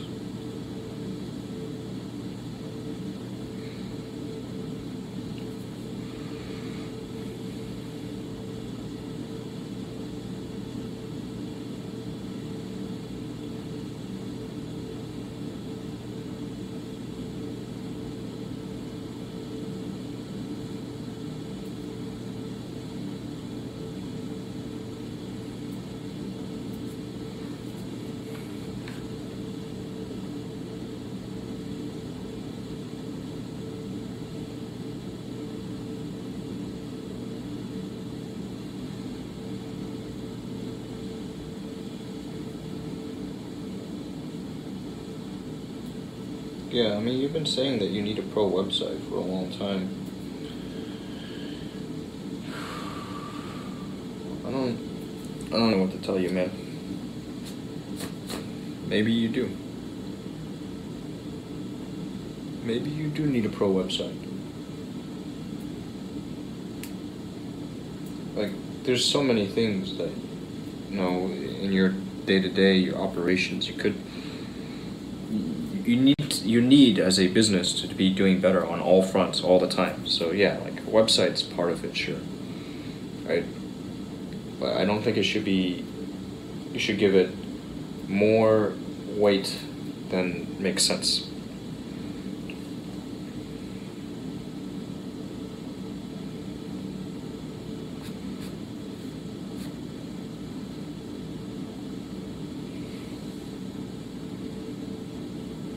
Which is not to say I don't think you should not make your website better.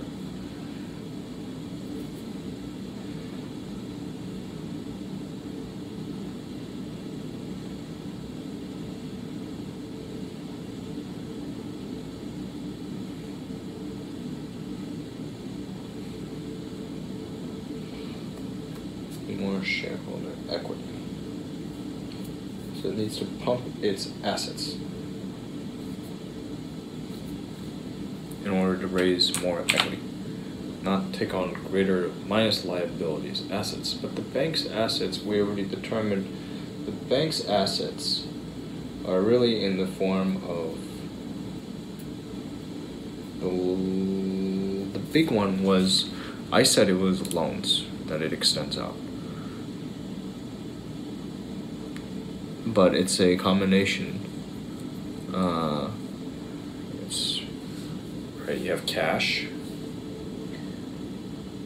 that it builds, treasury notes, securities.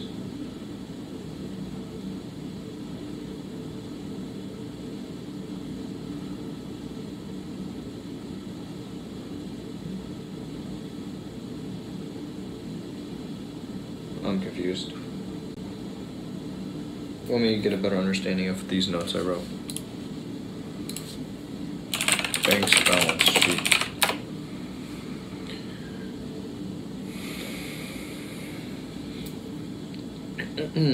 Artificial intelligence. Please help me to understand this this marketplace that you're building.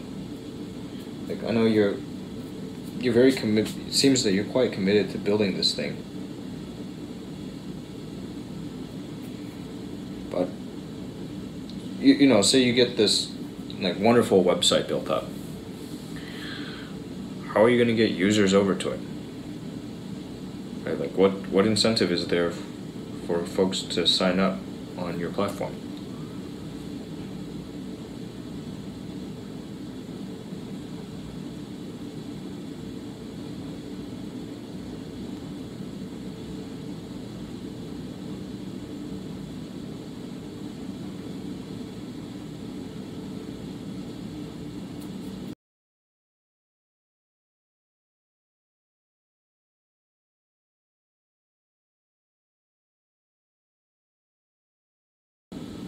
No, it looks like it recovered, but it wasn't shown.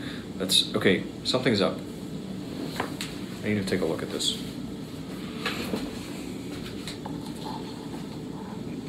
Oh, I'm so stupid.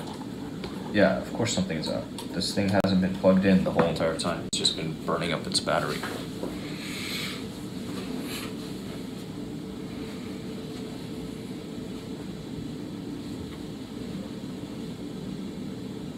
No, I mean not. It's not so much like, hey, what are the channels that you could use? It's the question, like, what incentive is there for folks to get on your platform?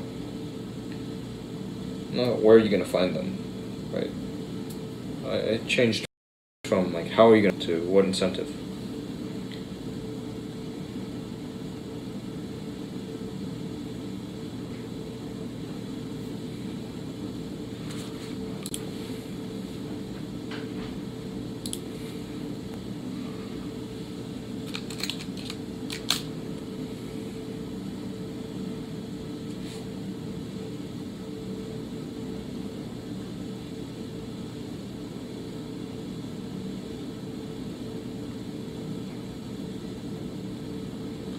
This liabilities, right?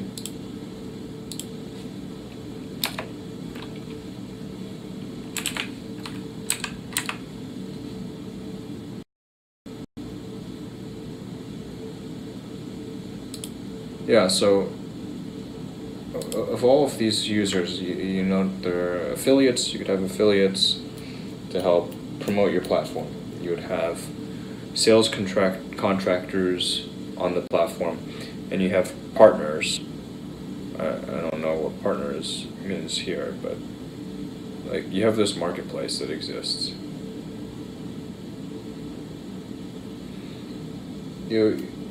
One of your big, whenever you start something off, is finding your first 100 users.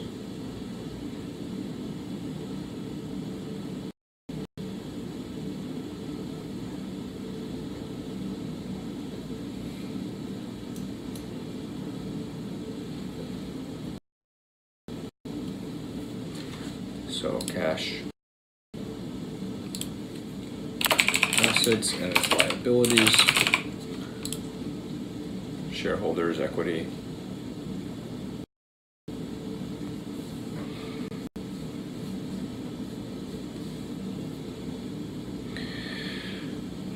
Yeah, I mean, you can get people selling this thing for you, right? I guess if you, yeah, whatever.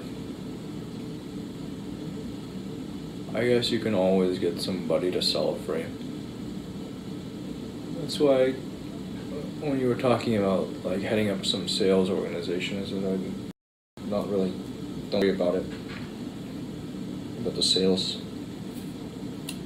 It's like you have to have a really good product, but then in order for a platform to have, you're talking about building a network. Like, where's the value of a network?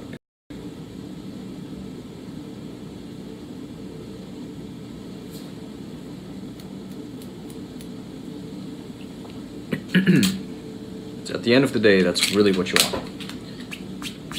Yeah, you want a good platform through which this network can interact. You can engage in business.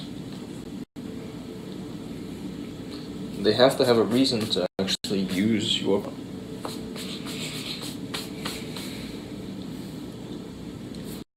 I'm sure you've thought a lot about it.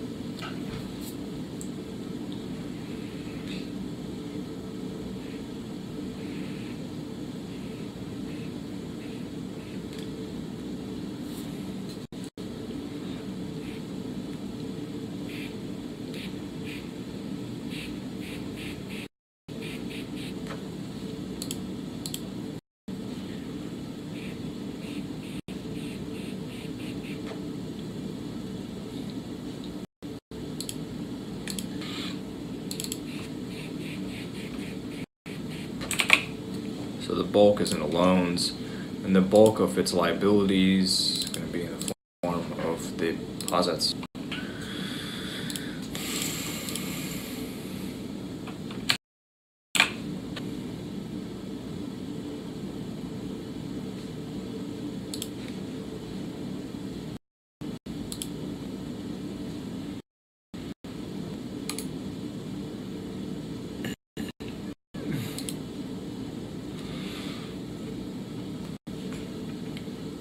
Just to look at the, but I had to point out this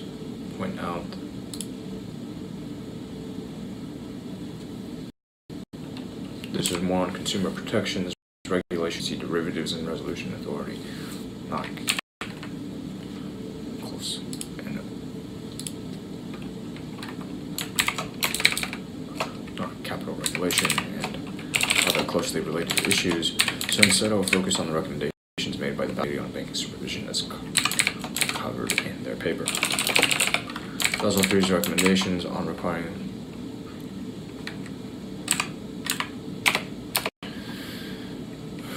systemically, let me increase the size of this, I can't see it with shit, 100% and full screen.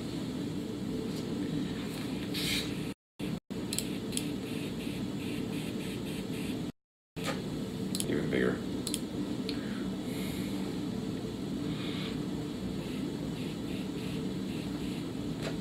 Systemically important institutions, additional increment in terms of equity capital. Alright, so let's go back and forth between these two. Divided into Tier 1 and Tier 2, common additional Tier 1 capital, security included have the highest level of subordination, includes equity discussion, no maturity, while additional subordinated and most subordinate have no maturity. Dividends can be canceled at any time. Unsecured subordinated debt with a maturity of at least 5 years left the guidelines for risk weighting largely unchanged. Represent all banks' assets weighted by coefficients of risk set forth by Basel III. The higher the credit risk, the higher its risk weight. Yeah, so it's weighting. Establish the risk coefficients. Basel II strengthened regulatory capital ratios, percentage of risk-weighted assets. Increased minimum common equity Tier 1 capital from 4 to 4.5. The overall regulatory was left unchanged at 8%. Raising the common to 7%. Capital phase-in. Banks were encouraged to propose additional counter-cyclical buffer. We're going to have both more capital and higher capital raising from the assist the rate access.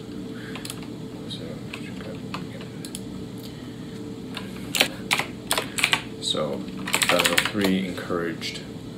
Let me include this as a. We'll make normal text, apply normal text, update normal text to match options. This was normal text.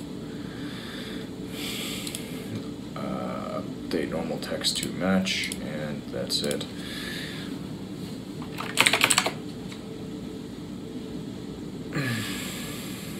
Can we make this into like a quote text? Lines, bullets, numbering, capitalization, text options. Nope. All right. I'm just going to italicize.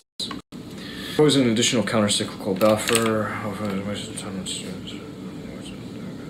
Yeah, counter-cyclical measures, new requirements respecting credit additional capital, during capital requirements. The new guidelines also introduced a bucketing method in which banks are grouped according to their size, complexity, and importance to the overall economy.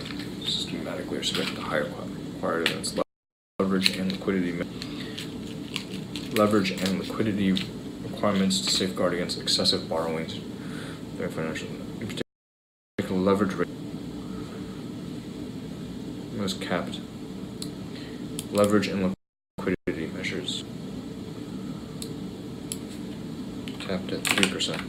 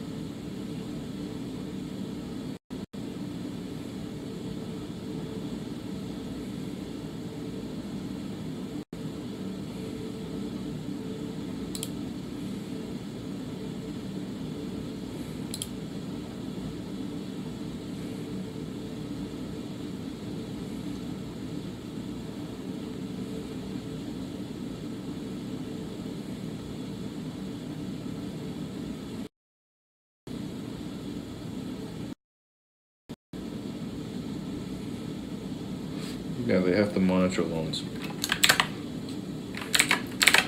Okay.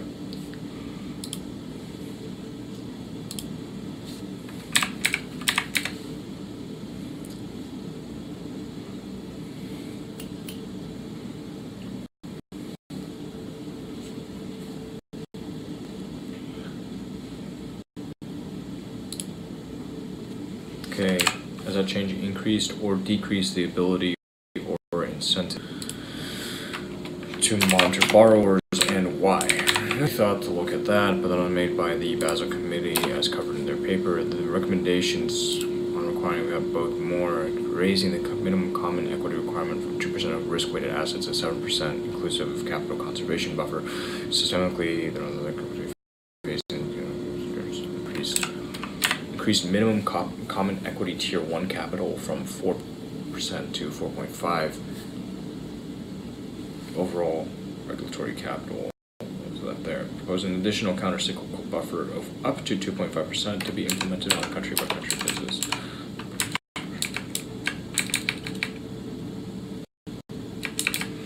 This buffer is supposed to protect in periods of excess aggregate credit growth, then growth. Net stable funding ratio test.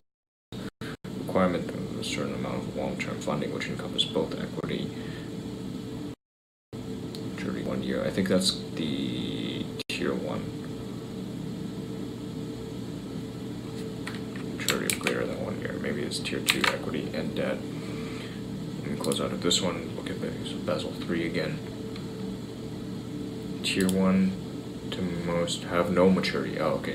So it's tier 1 is divided in common and additional. Common includes to have discretion, no maturity. So tier 1 is limited to only those with no maturity. Tier 2 is looking at stuff with original maturity of at least 5 years.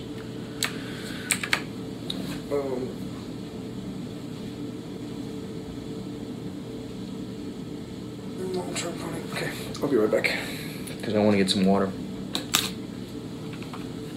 No, I was about to lock my computer. Like I'm not in the office. So.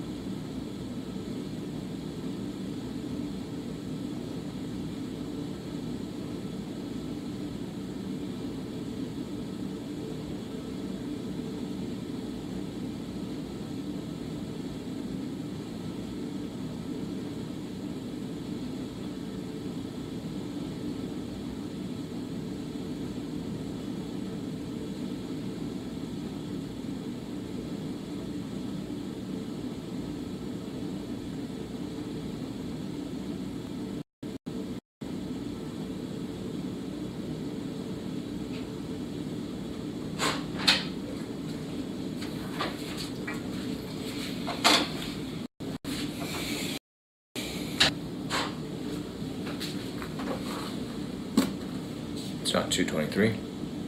It's 4:15. Fuck me, man. Time is going by really quickly. Like, this is what they say about projects, right? Like,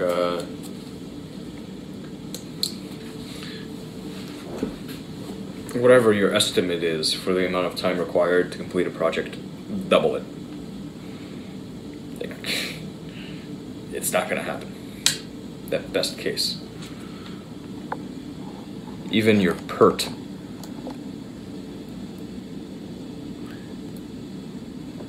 Not gonna happen.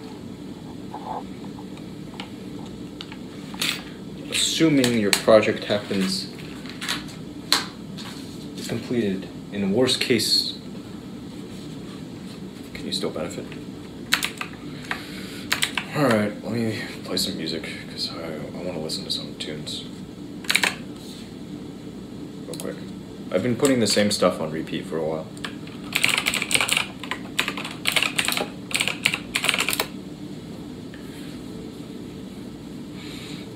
You are welcome to listen in.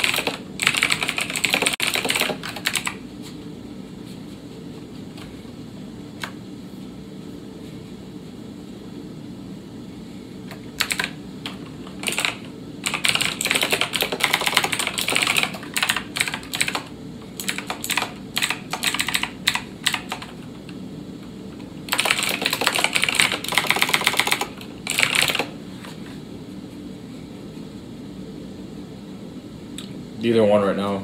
I'm actually typing into a Google Doc. I do a lot of stuff in the cloud these days. It's even easier than having to like maintain cloud storage via, say, a Dropbox or OneDrive box, what have you. Plus, then you can touch it from any device.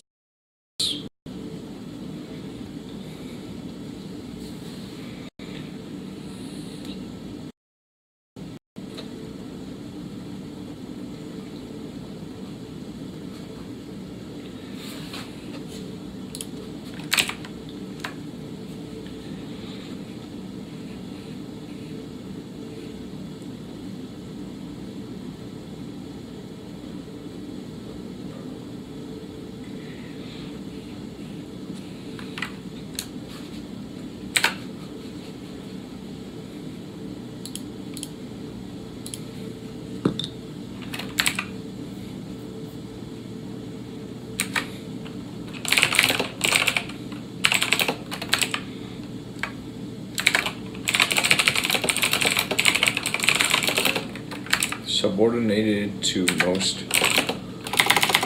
subordinated debt.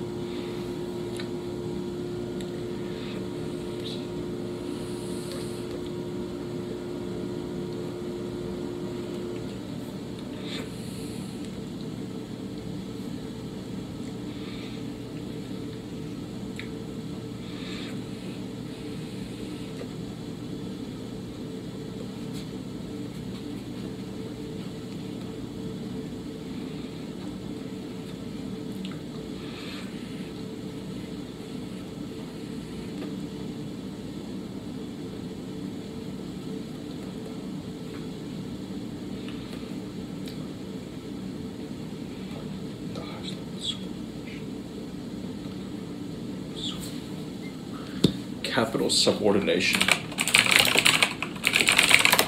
It's like these are all debt instruments, security instruments. Subordinate debt ranks below other loans with regards to claims on assets or earnings. Junior security or subordinated loan.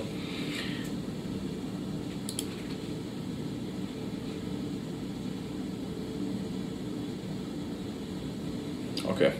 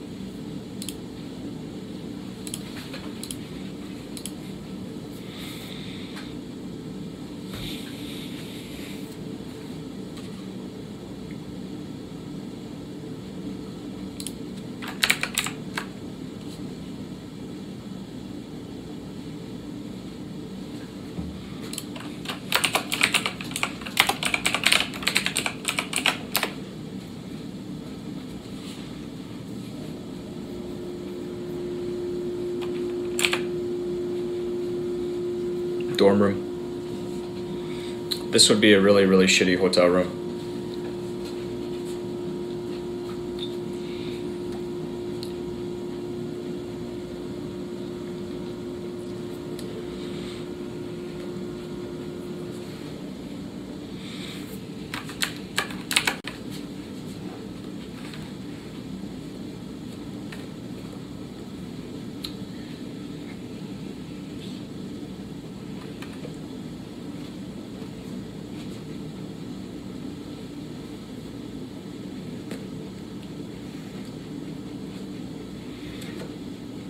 Yeah, but I'm not at my own place. I went back to school in August. So it's been like 6 months since I've been out of my own space on a regular.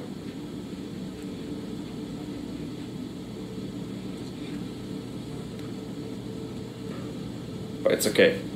I understand. Like, it's not like, you know, just because you subscribe to my YouTube channel doesn't mean that you know my every single move. Like, I knew that was going to be a thing, and I'm happy for it. I'm happy for it. But yeah, this is my dorm room at the University of Missouri. I'm in Columbia, Missouri right now. It's freezing outside.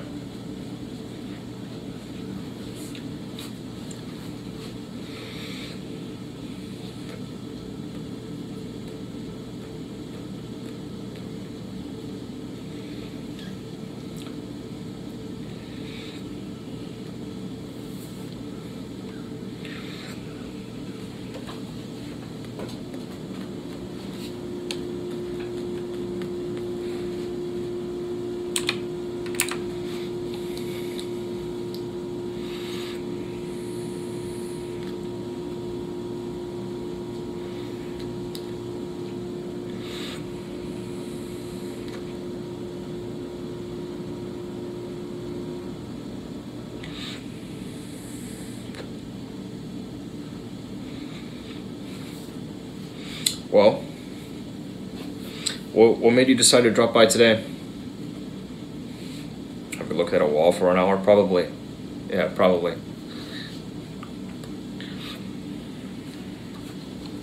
But I don't know why you'd want to look at just a wall. It'd be pretty boring. I mean, better to look outside, just like trees, a landscape, something.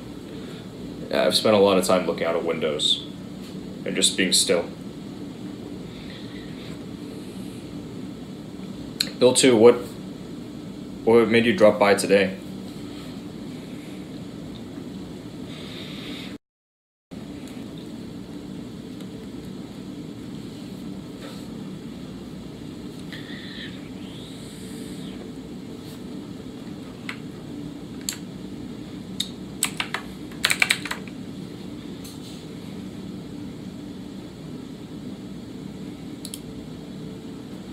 Oh. Not you, new account. Have I ever been to St. Louis? Yeah, of course. My brother went to school in St. Louis. So like back in the day, when he started off as a freshman, I was the one that took him over there. Helped him get settled in. Have I been to England? Yes. Yeah, I've been. Only one time though. I visited London and Windsor Castle. Oh, you haven't been on the computer much in general? Good, man. I'm on it every single day now. Like, even I don't want to be on it every single day, but I'm just on it every single day. Go to Liverpool. Maybe someday.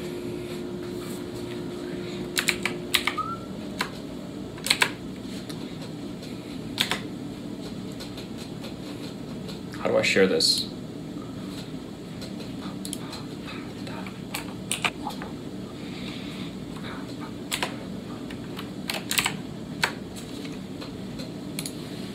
Let me see if I can pull this up.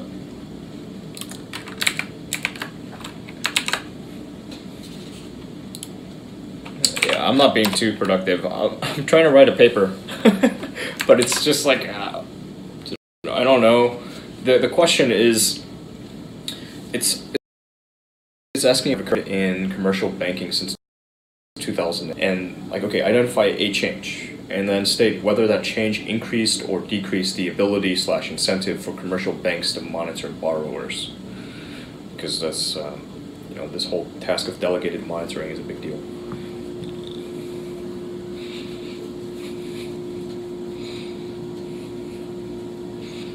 Whatever he likes, man. Yeah, there are people out there that don't run smartphones. Like, that are even further, more old school than your friend with the E71. Whatever they like. I like modern toys.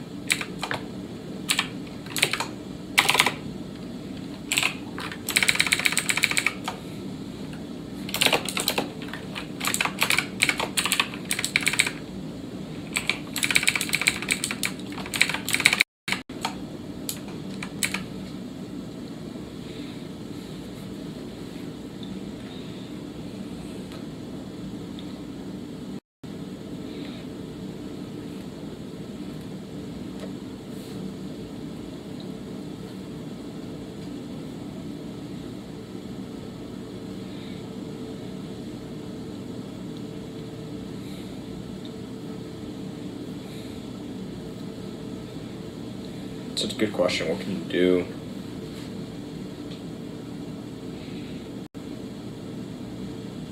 I don't know. I never used the E71.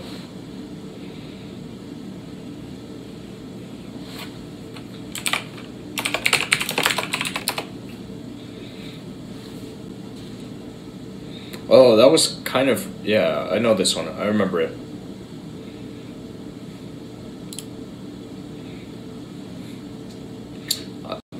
Okay, I don't like these mini keyboards, and I don't like touch screens either. Like, I don't like on-screen keyboards, and I hate these mini keyboards. I like full size. If I have to use an on-screen keyboard or like a mini keyboard, I prefer swipe over tapping.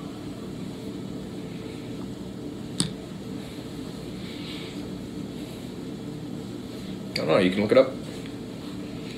That's what I would do.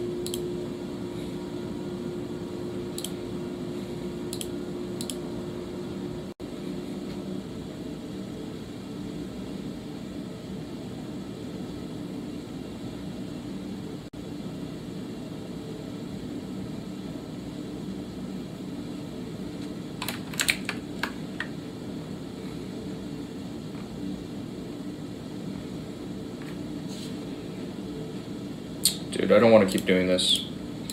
Like, I want to send in whatever the fuck I have and just like here, I don't know. Has this change increased or decreased the ability or incentive for commercial banks to monitor borrowers?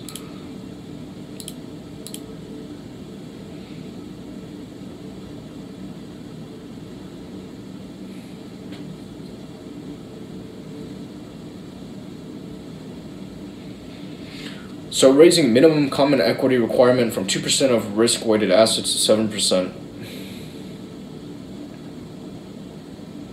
Minimum common equity requirement. This was the tier 1, tier 2. Okay, common equity requirements go from 2% of risk-weighted assets to 7%. I mean, so it's dropping their overall exposure to risk.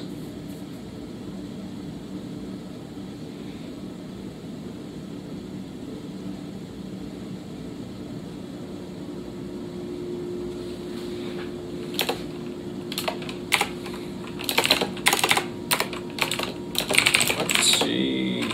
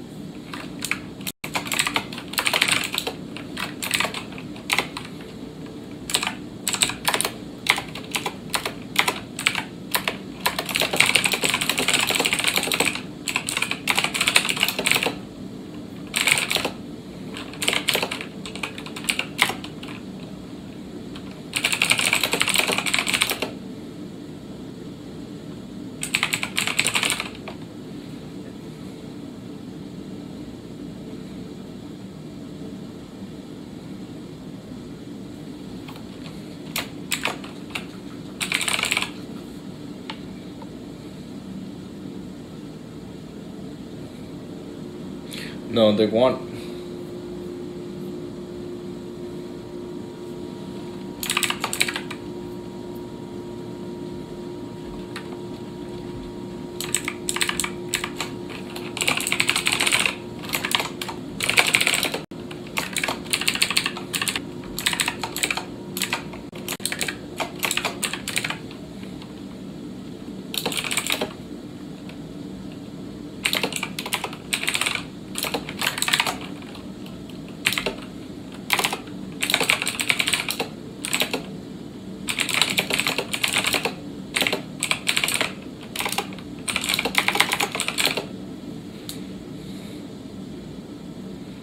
Tough one. It's like a prisoner's dilemma problem.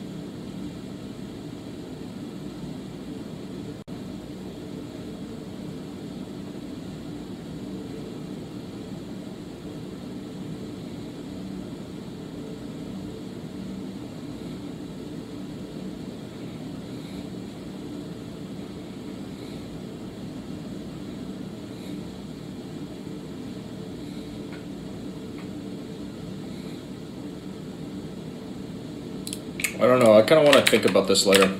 I'm looking at it and just like, I feel toast. I don't want to keep doing this. But I need to get this submitted by the end of the day today.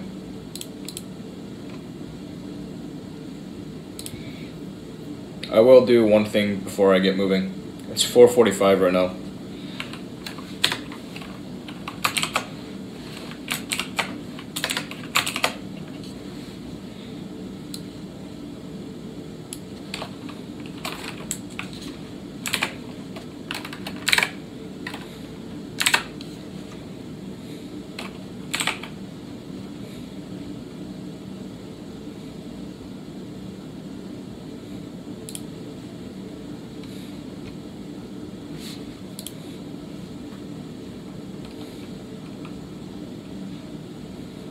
Correct.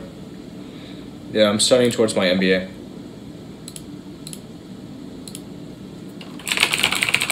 Nope. My bachelor's degree has been gotten as of 2011. So I've been out of that game for a minute.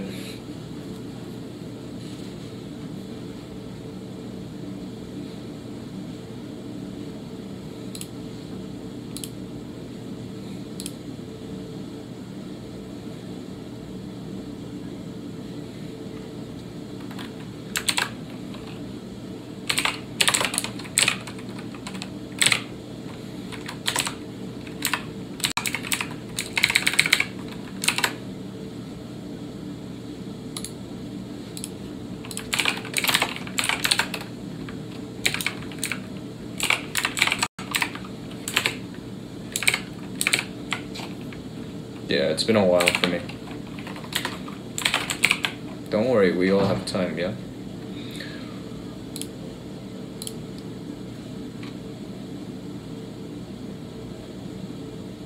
I've had interviews in 2090 on something.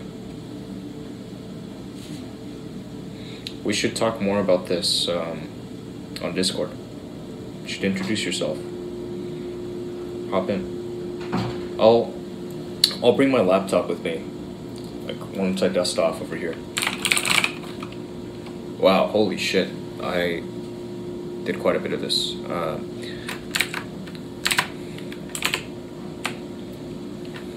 Okay, 137.59 out to 220. Alright, good. So those are there. Banana consumed. I ate a banana. That is highlight worthy right there. Like the type of shit that I'll be pushing out to my YouTube channel is gonna be stupid.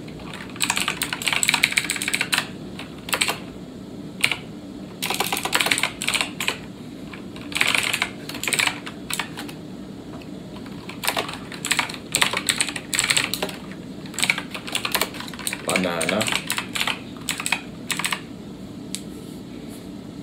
Yeah, I hear you. But seriously, we should talk more on Discord about this type of thing. Like, I really want to get you in, past the gate. We can talk about any number of things. Career is important. But I'm curious, like, okay, you graduated with your bachelor's. During this time, did you intern for anyone? Yeah. I'm not playing around about Discord. I think many folks will look at it just as another little thing they can use to plug their shit. I'm quite serious about building up an online community. Like, building up little pockets of folks who can help each other. It's gonna be tough, it's gonna take a long time, but in the meantime I can give some of my time, right? 4:38:21.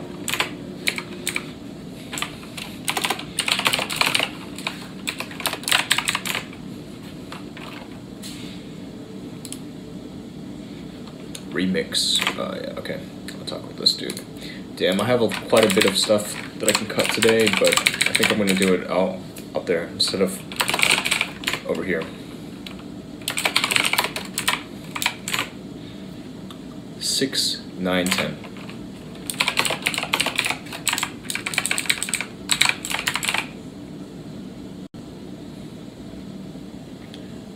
Volunteered. You never had interviews. Gotcha. Yeah, just make an introduction when you're ready, and let me get you in, and we can talk more about this, because I want to understand your situation better.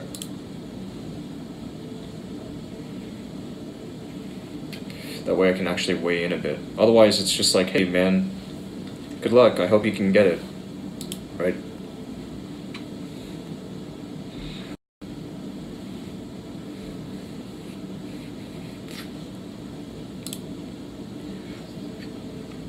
Yeah.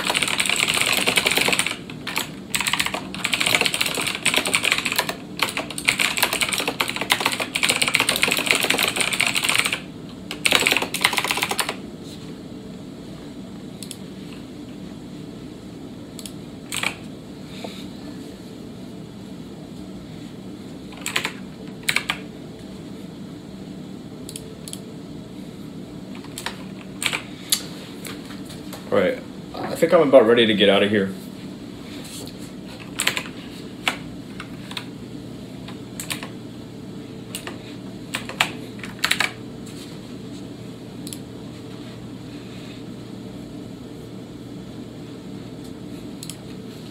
That's dope.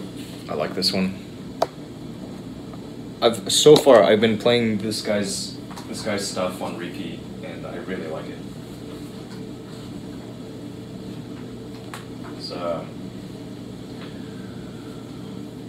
He's got some good shit.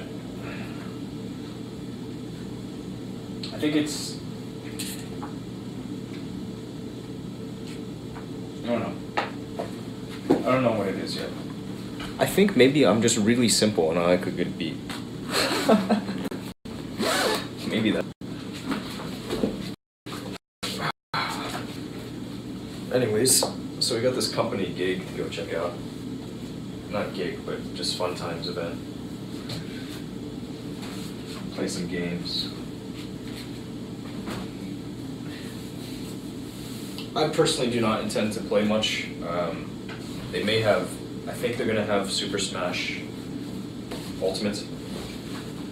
So I think I might play some of that, because I haven't played it yet. I'm mostly there just to like change environments a bit. I've never been inside that building, and I'd like to see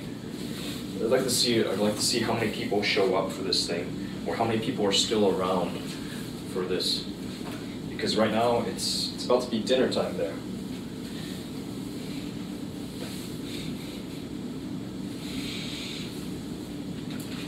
I want to see how many are there and who all is there. Maybe make some good connections, and then in the meantime, keep moving along. You know? Whoops, I was supposed to adjust this thing. I didn't. I didn't see shit.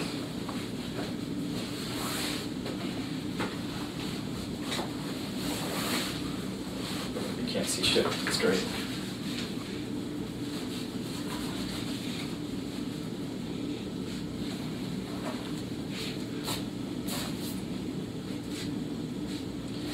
Yeah. Let's see what's good there.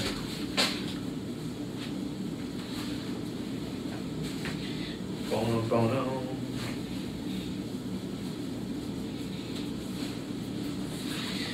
Bow, bow, bow, bow. Bow, bow. Bow, bow. Bow. Bow, bow, bow, bow. Alright, so I'm gonna take simply headphones and laptop, and cell phone. This is grab my two actually like in-use phones, and I'll be good, man. That's it. Simple man, simple needs. Trying to keep life simple, but at the same time, like, Jesus, trying to build up a presence with media, new media. That's at least the way I'm looking to do it is really work. There's a lot of work to it. So hopefully today I can invest a bit of time outside of meeting people, interacting with others, socializing. I can also invest a bit of time into tightening the loop.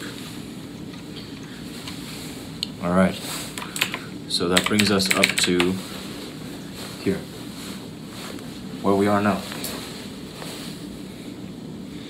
I'm ready to get out there.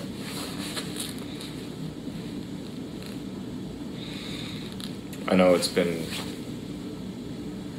a really long, tedious session. Just me walking away. I hope you're doing well out there. Catch up with you again soon. Be good until the next. Bye-bye.